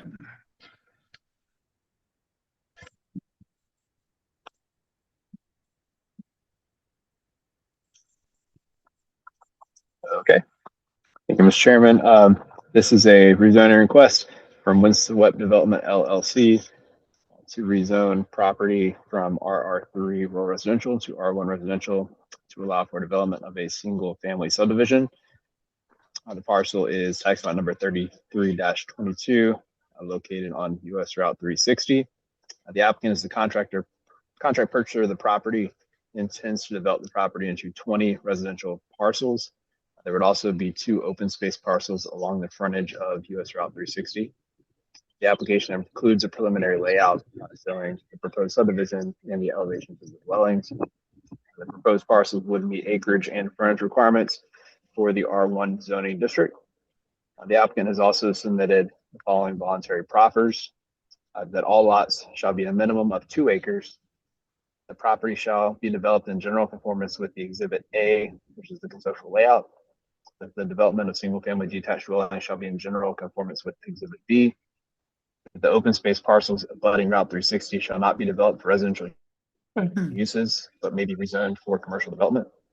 And then at the planning commission meeting, the applicant offered an additional proffer, which has since been officially submitted and signed by the current property owner, and that is that the applicant shall complete a hydrogeologic study per Amelia County Code chapter. You see the number there. The applicant also did submit a revised conceptual plan based on feedback from adjoining property owners at the planning commission meeting that shows a 50-foot buffer along the northern property line. So that would go along with that second proffer there. I would also note that the updated comprehensive plan was approved after the planning commission meeting. The future land use map designations were not updated in the staff report to maintain consistency with the planning commission staff report. However, the policies and strategies for this area are similar to the previous version of the comprehensive plan. So also in your staff report are summaries of the zoning district that's proposed, what would be allowed there, some relevant sections of the previous comprehensive plan, which again are similar to the revised comprehensive plan. The planning commission did make a recommendation, including the additional proffer for approval of the rezoning request by a vote of 8-1. And the proffers are stated there getting a report. The staff recommendation would be that due to the applicant's intent to rezone the property for a single family subdivision of 20 parcels, since the application includes several voluntary proffers, including the minimum lot size of 2 acres and keeping the open space parcels along US Route 360. Those proffers would result in a development similar to existing residential subdivisions in that vicinity. The proposed new subdivision street entrance is an existing crossover on US Route 360.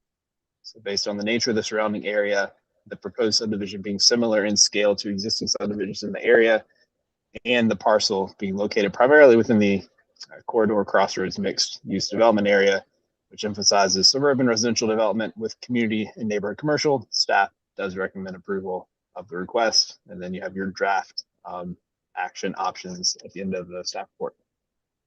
And I can answer any questions that you may have.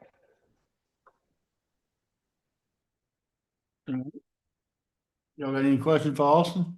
Just one. Sure. So I understand what you said about you didn't update it based on the revised comp plan, but as I'm reading through this, what you're saying is it does comply with the intent of the comp plan, because the intent is to, I went back, sorry, I had moved off that same page, but the intent is essentially to focus the development and growth in, what was the name of the crossover areas, and this is a corridor crossroads mixed use, and this is essentially that. Yeah, that was the previous designation. This is now in the broader US Route 360 development area designation, but similar guidelines to the previous designation. So in both cases, it fits the comp plan. The term changed, but it fits the comp plan and intentions. Correct. Yes. Yeah. Okay. Thank you. That was my understanding. Appreciate that. All right. Brady, you want to speak now? You want to speak after the public hearing? In case there's any questions. No, don't get one. I'll go ahead and let Mr. Jenkins and Mr. Dodge speak. All right, this time I'm gonna open the public hearing. Anybody wishing to speak for or against this project, please come up. State your name and address. Try to keep it to 3 minutes or so. Yes, gentlemen, Howard Gregory Jenkins, 12101 Spring Run Drive, Amelia, Virginia. Been there for 33 and a few months. And I missed part of that. We spoke against it, and I'm here against it now. but we spoke against it for, it abuts mine, Mr. York, and a couple of others that could not make it due to, medical issues that came up. We spoke against it, several reasons. But one thing I wanted to ask, I didn't remember seeing that where the front could be rezoned for, because before it was said it was gonna be like Redfield Farms, where there was nothing out front. Now they're saying they can put commercial buildings up there, correct? I did not remember that at the planning committee. Did you? Mm-hmm. You did, okay, I missed that. And I think Redfield Farms has the same thing out there in the field. Okay. Anyway, well, gentleman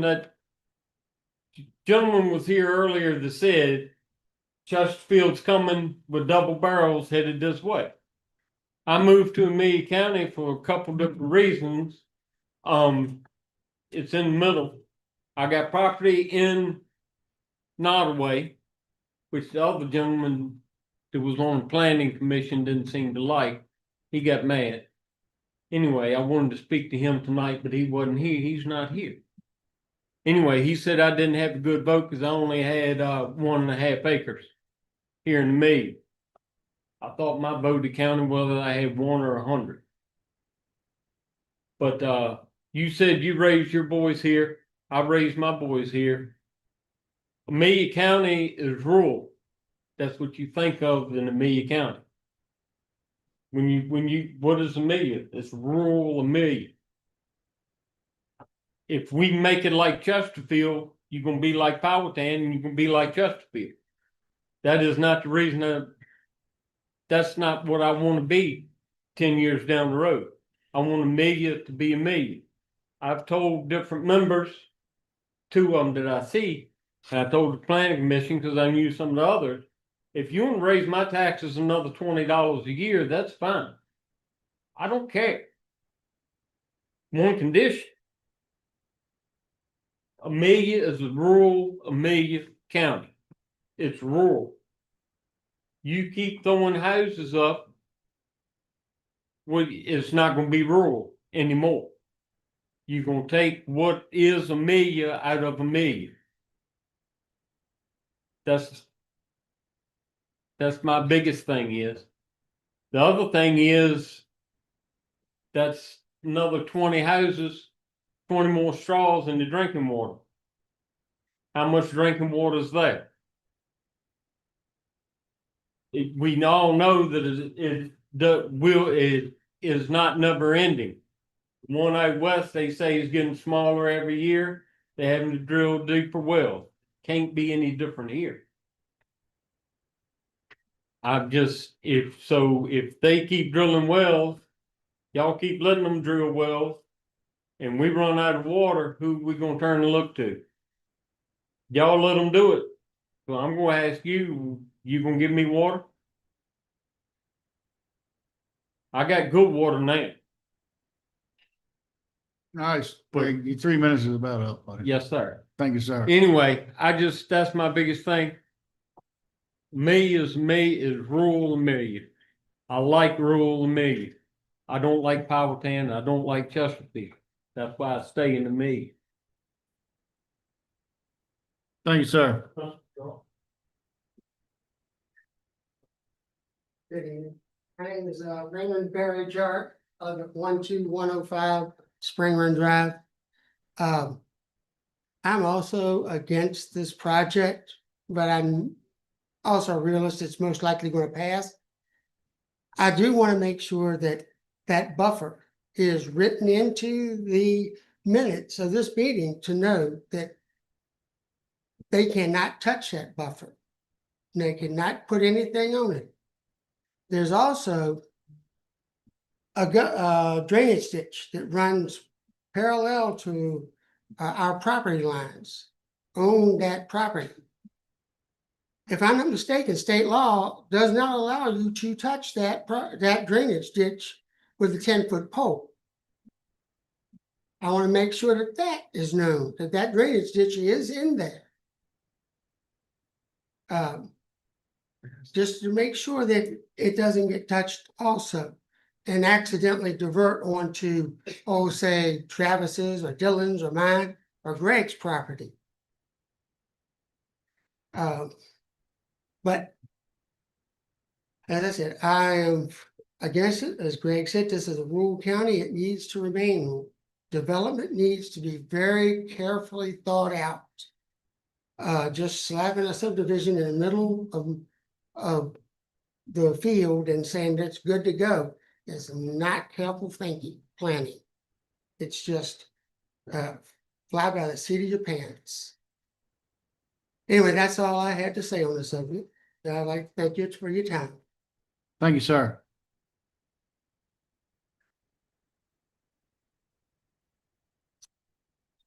Anybody else wishing to speak for or against this project?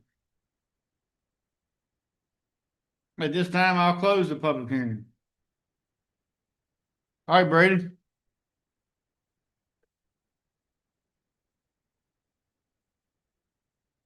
Good evening, Mr. Chairman, members of the Board of Supervisors, Mr. Pollitt, Mr. Gore.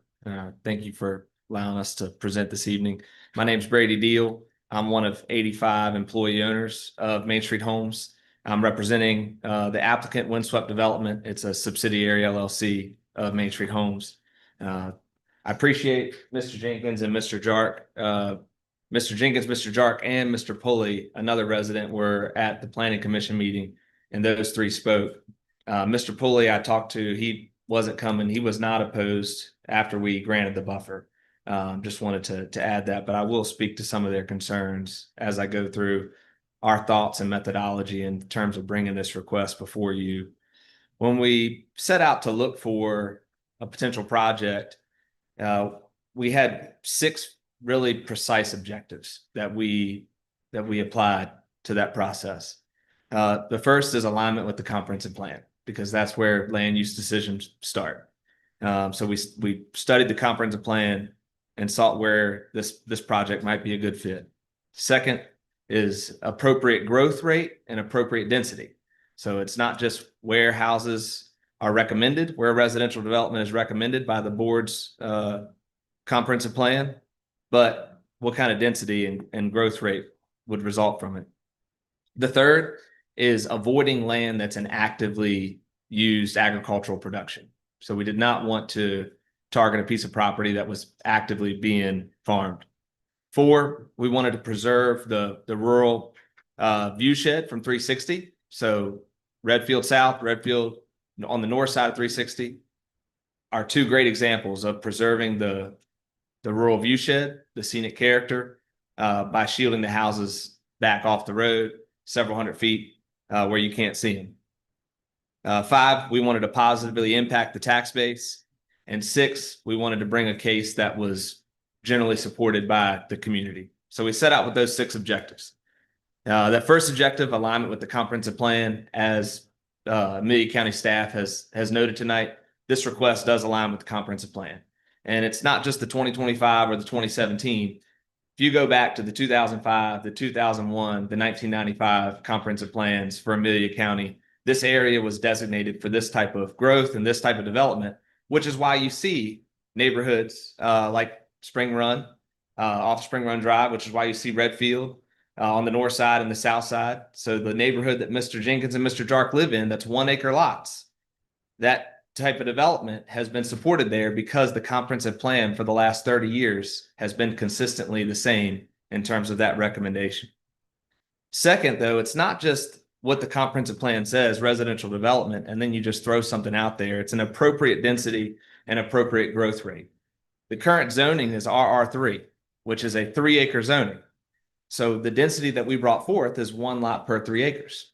It's 60 acres, and we're bringing forth 20 lots. So we brought forth a 3-acre density.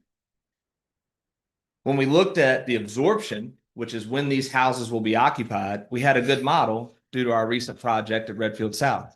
We've been working on that project at Redfield South for about 18 months. The first house is scheduled to close late September. So it'll be about 20 months in before the first house closes from when we started working on it. From when the project was zoned, that was 2 years ago from right now. So it'll be about 26 months from when the project was zoned. So when you look at an absorption of this type of development, you're looking at like a 4-year out absorption. And so when we looked at the growth rate in that second objective, we looked at how many houses per year that is in this type of development. And over 4 years following that absorption is about 5 a year. In terms of the total growth, there's 5,200 households in Amelia today. So that would be about 0.3% of total growth when all 20 are built. It's less than 0.1% of growth per year. So we felt really good about the number because it was less than 1/10 of growth per year, 0.1% of growth per year. Our third objective, land that's not an active agricultural use. This land, the front of it, is grassland. It may get cut for hay, but it's not actively farmed. The owners that own it now are not actively farming it. There is timberland on the back, but it's not super ideal timberland because there is some SMZ in some areas that we would have to work around with our development. 4, preserving scenic views and the rural character from 360. We gave about 500 feet off 360. It's almost 9 acres of area off 360 that we're preserving as open space. Mr. Jenkins mentioned the commercial. To align with the comp plan, we left it available for future commercial use. That's not our intention to come bring commercial use there. Similar to Redfield on the north side, there is no commercial there, but that's actually zoned commercial. We're not requesting the zoning. So if a commercial use was to come, someone would have to come back and request that zoning to get approval from you all. However, if that was something you all did not like and just wanted it to be maintained as open space to preserve the rural character, we'd be fine proffering to preserve that area as conservation space. Number 5, we wanted to bring a net positive impact on the tax base. As you guys know, the largest cost is students in our school system, as we discussed tonight. Our buyers, and this is as proof in Redfield South, we're a semi-custom builder. So we're not a track production builder. We're a semi-custom builder where clients come in, they pick out their floor plan, they go through several options, and that results in our prices being a little bit higher. So the average sales price at Redfield is anywhere from $600,000 to $650,000 at Redfield South. These would be similarly priced. Because of that price point, we've had 1 of 14 buyers at Redfield South that had school-age children. So we don't foresee there being school-age children. And because of that, that's the largest tax impact to the red. We see this being a pretty significant tax impact to the black. 6th and final point was community support. We've got staff recommendation for approval. We have an 8-to-1 planning commission recommendation for approval. And me living in Amelia, 25600 Selma Road, Jetersville, Virginia. If a residential case comes through that the community doesn't support, it's on what's happening in Amelia. It's burning up everything. We had 3 people at the planning commission. We had 2 people here tonight. And those are adjoining property owners that live in the 1-acre subdivision to the north that, of course, are concerned about losing that privacy to their rear, which I totally understand. But generally, we feel we achieved community support. We also have staff recommendation for approval and planning commission recommendation for approval. So when we brought this request, we had 6 clear objectives that we were confident in going after, and we feel like we've accomplished them. And with that being said, I'd like to take time to answer any of y'all's questions, and we'd appreciate if you guys would approve the request I've presented, subject to the proffered conditions outlined in the staff report.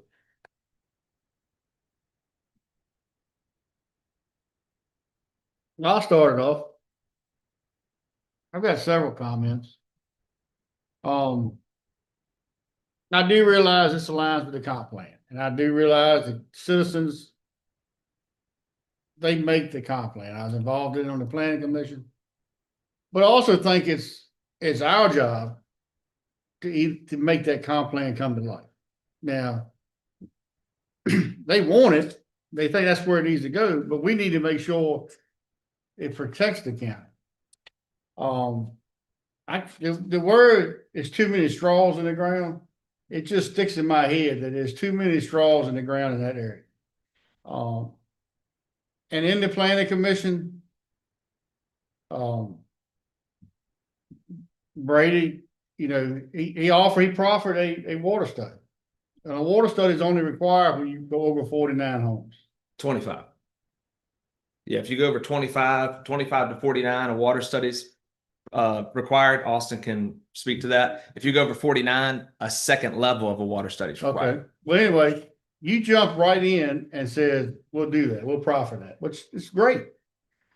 Well, that only tells us that another piece of land right beside that's for sale, that we know we're gonna get over to 49. So I think in my opinion, there's too many straws in the ground. The second thing, we're gonna target a $650,000 house. That's not affordable housing for the people. Everybody says they want pieces for their kids to live in Amelia. That's not affordable for a kid. You did say it's gonna be roughly $12 million in real estate assessments, which probably so. Well, if you do the math, that's $60,000 of revenue to the county. That doesn't put maybe 3 kids through school. That doesn't it doesn't hire a deputy. It doesn't buy an ambulance. You can't tell I'm against it. Because I feel that if somebody's gonna come to me, they're gonna spend $650,000 on a house. They gonna come out of that driveway and they gonna go eastbound on 360. And they gonna shop at Walmart, they gonna shop in Chesterfield. Probably never see a meat court. I just started the discussion, so y'all can have it. Brady, I agree with some of what David has said. First of all, I got 3 concerns. And this is in my district. I'm your supervisor. You say you're not taking cropland, which is true. But you got cropland all around you. And let me give you an example of what happens when new people move into the county. I was farming a piece of land since the 70s in Chula, 2 miles from here. People moved in next door, got up cozy with the owners. I'm out there, I don't burn it down with Roundup. I'm planting soybeans. And that happened this past May. The owner of the property next door come out and stopped me and saying, I would appreciate it if you didn't spray. I said, why is that, ma'am? You can buy this at Walmart that I'm putting down. She said, in my country, we don't farm like this. And I said, where are you from? The Ukraine. I said to myself, maybe you need to stay there, but I got nothing to do with that. Well, come to find out now, I threw about $3,000 on this field. They got their wish. Well, while she was telling me that I don't want them chemicals on this land, that it could come across and get on mine, Kim Lawn was standing behind her spraying for dandelions in her yard. That's how people think nowadays. It was not good for a farmer to use the chemicals, but it's okay to use it on a residential. Well, that goes to the farmland all around. Mr. Whittington called me the week before he died. Him and I had a long discussion on this. And he said, Dexter, you better be thinking about that farmland. And I said, I had. He said, okay. Number 2, the lot beside it. If this is developed, don't tell me that won't be developed also. Common sense says it will be. We're going back to the straws again. How much can it take the water supply down there? Because you don't have county water down there.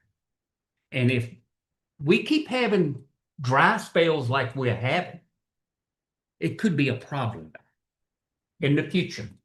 I'm not saying right now. But the number 1 concern is there's a rock quarry right across from that and other side of 360. The farther they go down, the more water veins they hit. And how do you know they don't hit the water veins that's coming or going over there? They could cut that water off tomorrow. And ain't a thing you can do about it. So I'm just not, like Mr. Phelps said, there's a lot of development down there now, but I think it's a ticking time bomb down there. And the county is not in the situation to alleviate the problems that could occur. Heavens forbid it does, you know. I hope it don't. But why take the chance? And that's how I feel about it.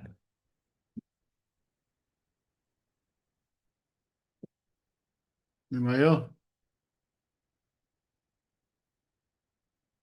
I don't disagree with everything that Dexter said. I mean, clear about that. I do think if that's the case, and as well as David's, we should have done something differently when the comp plan just came through and not have endorsed putting that area as one of the focus for residential growth and development.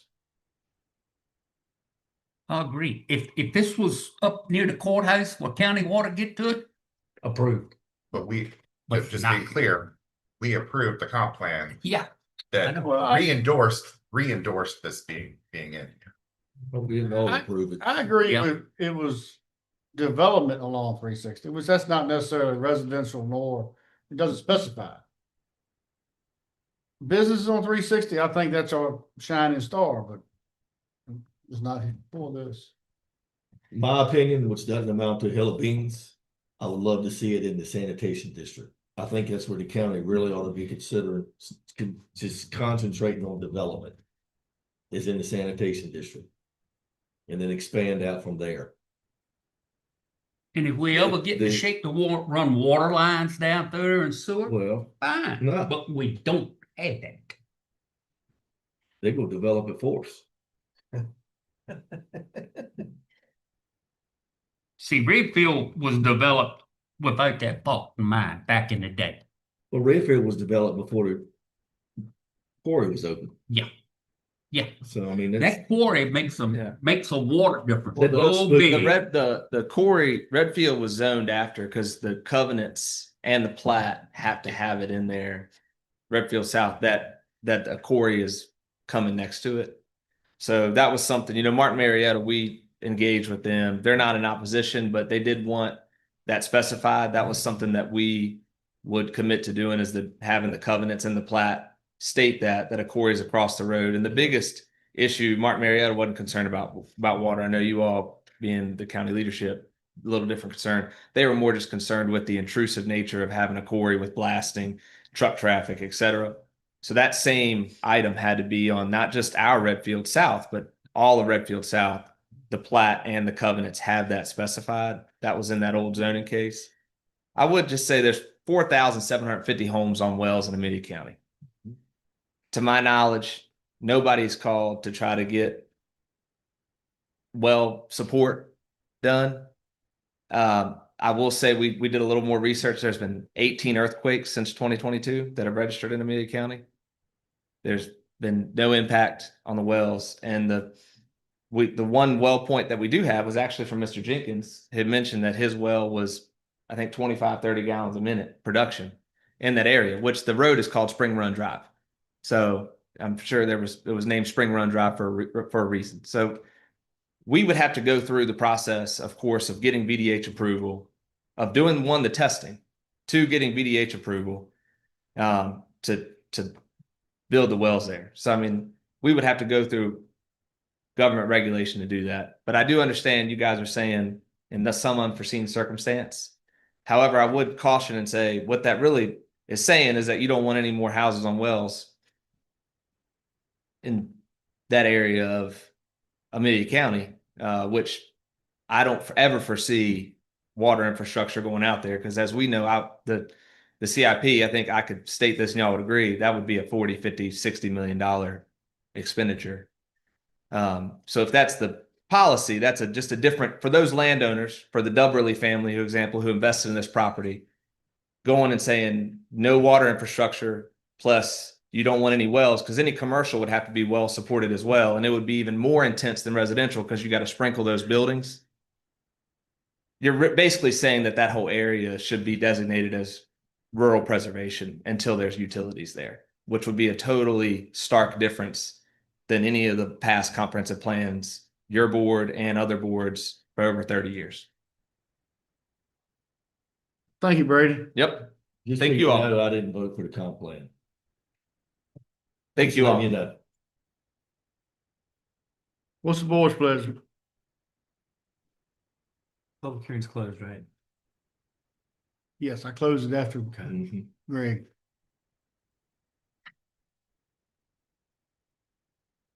There are three motions in your I'll make packet. them, yeah, Yeah. I'll get the right. I know it all. I'll go to your word. Austin's. Well, It was you're perfect. you're the broader. Never mind. I make a motion that we would defer for a 2-month period, so that be this until our September board meeting. I think whenever there is significant feedback provided, then we need to give the developer, in this case, the opportunity to consider that feedback, for us to hear back any responses from them, etc., before moving forward. That would be my logic for that. Okay, motion on the floor for deferral. Any discussion? Oh, can I ask one? I know it was my motion, but I guess Dave, do we know what the timeline is? We have 1 year from the initial submission. You had a couple, that put us still within 1 year? When was your original submission for the reason? February. Okay, So we're yeah, good. thank Yeah, we're good. Okay, sorry. I just know there have been some time since the planning commission, so I didn't know how much time before planning commission. Okay, sorry. I didn't want us to get out of compliance there. All right. There's a motion to defer it. I opened up for discussion. I'm against that. I think Brady's done an excellent job of explaining exactly what's gonna come in there. But I'll call for the question. All in favor of deferral, raise your hand. All opposed, raise your hand. Okay, motion fails on the deferral. Back to square one.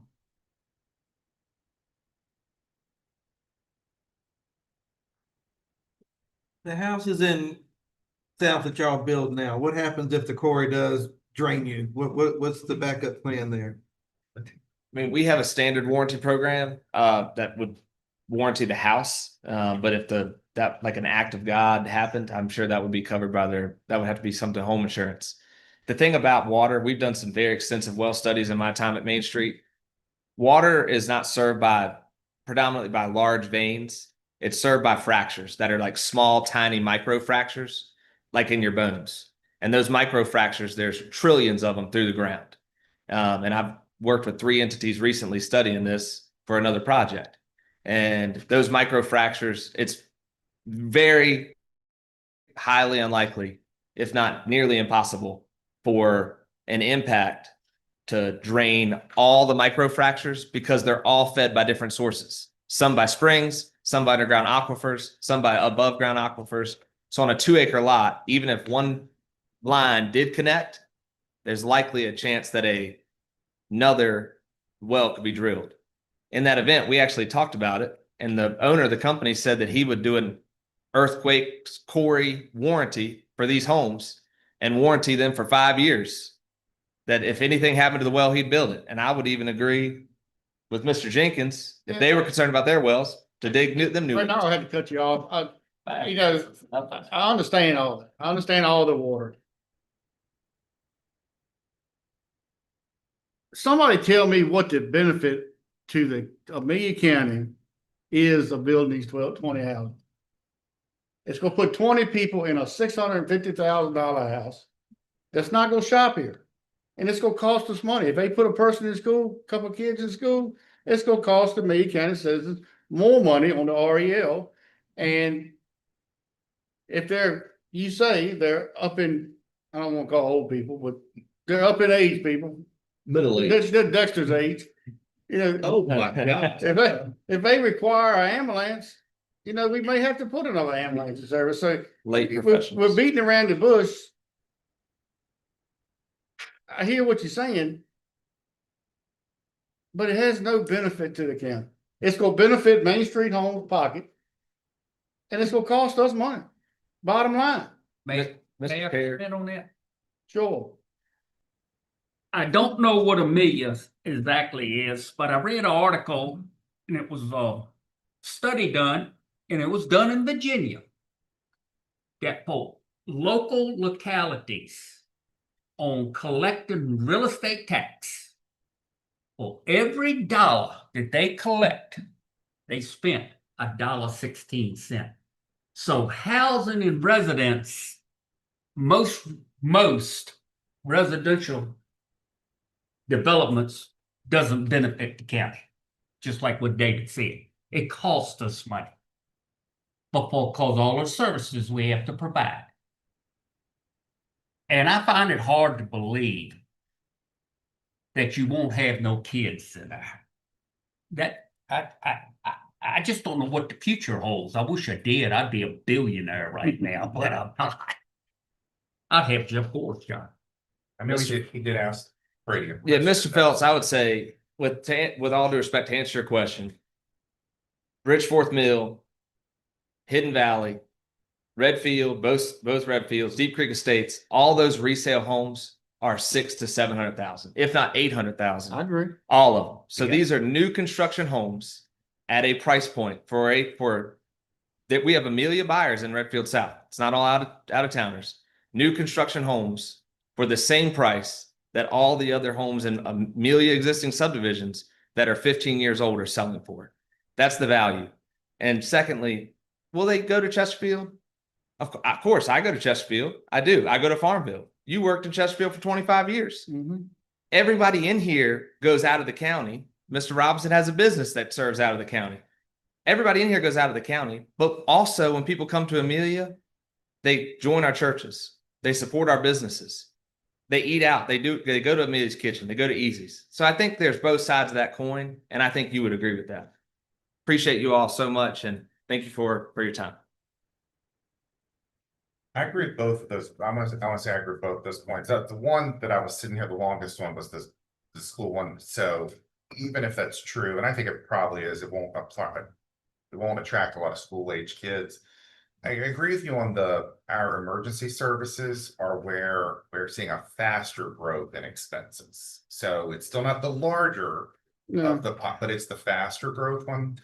And I feel this is very unfortunate, but Jeff's been quite clear to us, we cannot require cash proffers. But I think this is a challenge for us going forward, that as much as people think they're being taxed a lot, they're not. When we compare to other counties, the taxes we get on these, unfortunately, not just new homes, but existing, doesn't keep up with the expenses. This is a problem. And I do hope we're talking to all of our citizens about how they're actually not being taxed to death, but the new ones as well. When you see that, that's a great point, David. The tax revenue coming in on homes isn't keeping up with it because we're not taxing at a rate to keep up with our expenses. I mean, I was shocked when I read that article and all, because I thought, man, it's up north. It was done in Virginia. And I know I felt like I've done a lot of talking on this subject, but I'm gonna add one more thing. And Benji hears it too. I hear from a lot of people that, hey, the landfill's not paying us enough money. Sure, that too. They're on the backs of Amelia County citizens. They're not paying us enough. Main Street Homes will make $5 million on that project probably. Why ain't that being talked about as on the backs of Amelia citizens? So that's I'm gonna call for a motion. Somebody make a motion. In your packet. Good days. I'm right that one get wrong.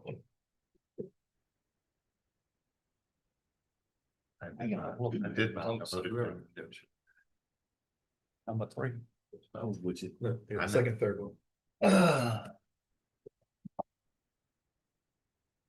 I'll make one, David. Based upon the location of the property, nature and extent of the proposed activity or use, consideration of a possible adverse effect on of the rezoning, I move to deny the conditional rezoning request from RR3 to R1. All right, that's the motion on the floor for denial for the project. Any discussion? All in favor, raise your hand. All opposed? You opposed or abstain? No, I'm going to abstain. I'd like to have more time really, but anyhow, It was 3-1. 3 to 1. Yeah. All right, motion carries. All right, moving on. That brings us to tax relief request from the commissioner. Yeah, I guess you got the details on this. We got something in our book about it, but. Yeah, these are just corrections that the commissioner caught in working with the taxpayers and the treasurer certified. And one has to do with business personal property, and one has to do with heavy equipment. And I've reviewed the materials provided by the commissioner. Everything appears to be in order and following state law on these refunds that are due. Okay. Board got any questions? I got mine answered. What's the board's pleasure?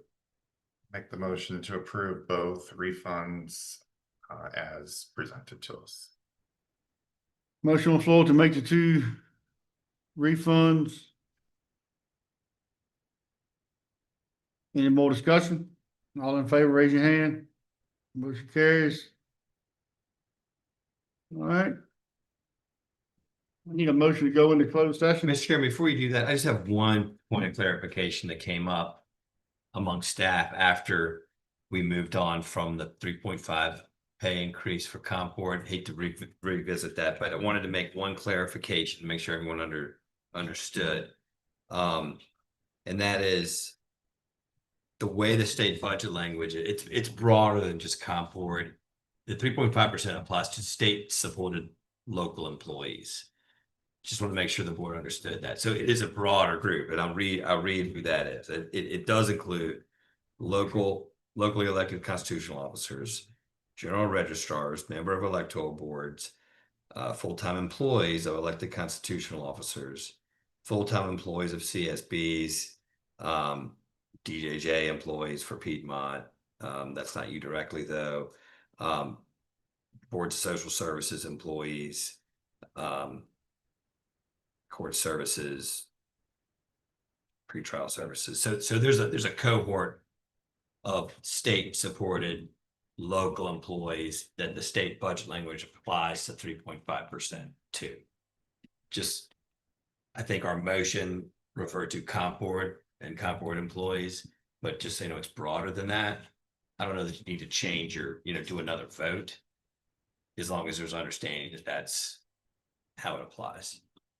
That was my understanding. Okay. I mean, that's what's in the state budget language. So just want to make sure everyone understood that it's your DSS, it's your CSB, the 3.5%. It's not just comp board specific. Okay. So everyone's good with that, then I don't think we need a new motion, but just want to make sure that's on the record. Thank you. All right. You want to read a motion, Jeff, to go in closed session for? Yes, sir. We need a motion to convene in closed session pursuant to Virginia Code Section 2.23711A8 for a discussion with legal counsel, county attorney regarding the River Street contract. All right, motion on the floor to go in closed session, talk about a contract. Any discussion? All in favor, raise your hand. We're now in closed session.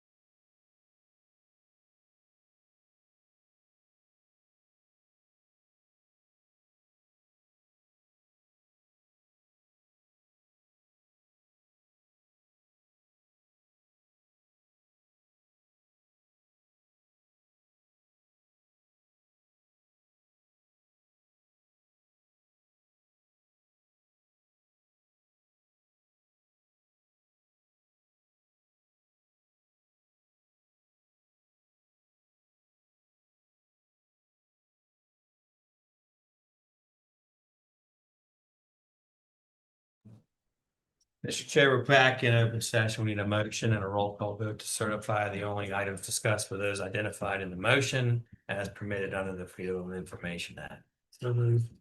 All right, motion on the floor. Dexter? I certify. Nikki? Certified. I certify. I certify. All right. Anybody, this late, anybody got any outstanding committee reports they want to do? Any activities you want to talk about? I'll make a motion to adjourn. So moved. All in favor, raise your hand. We are now adjourned.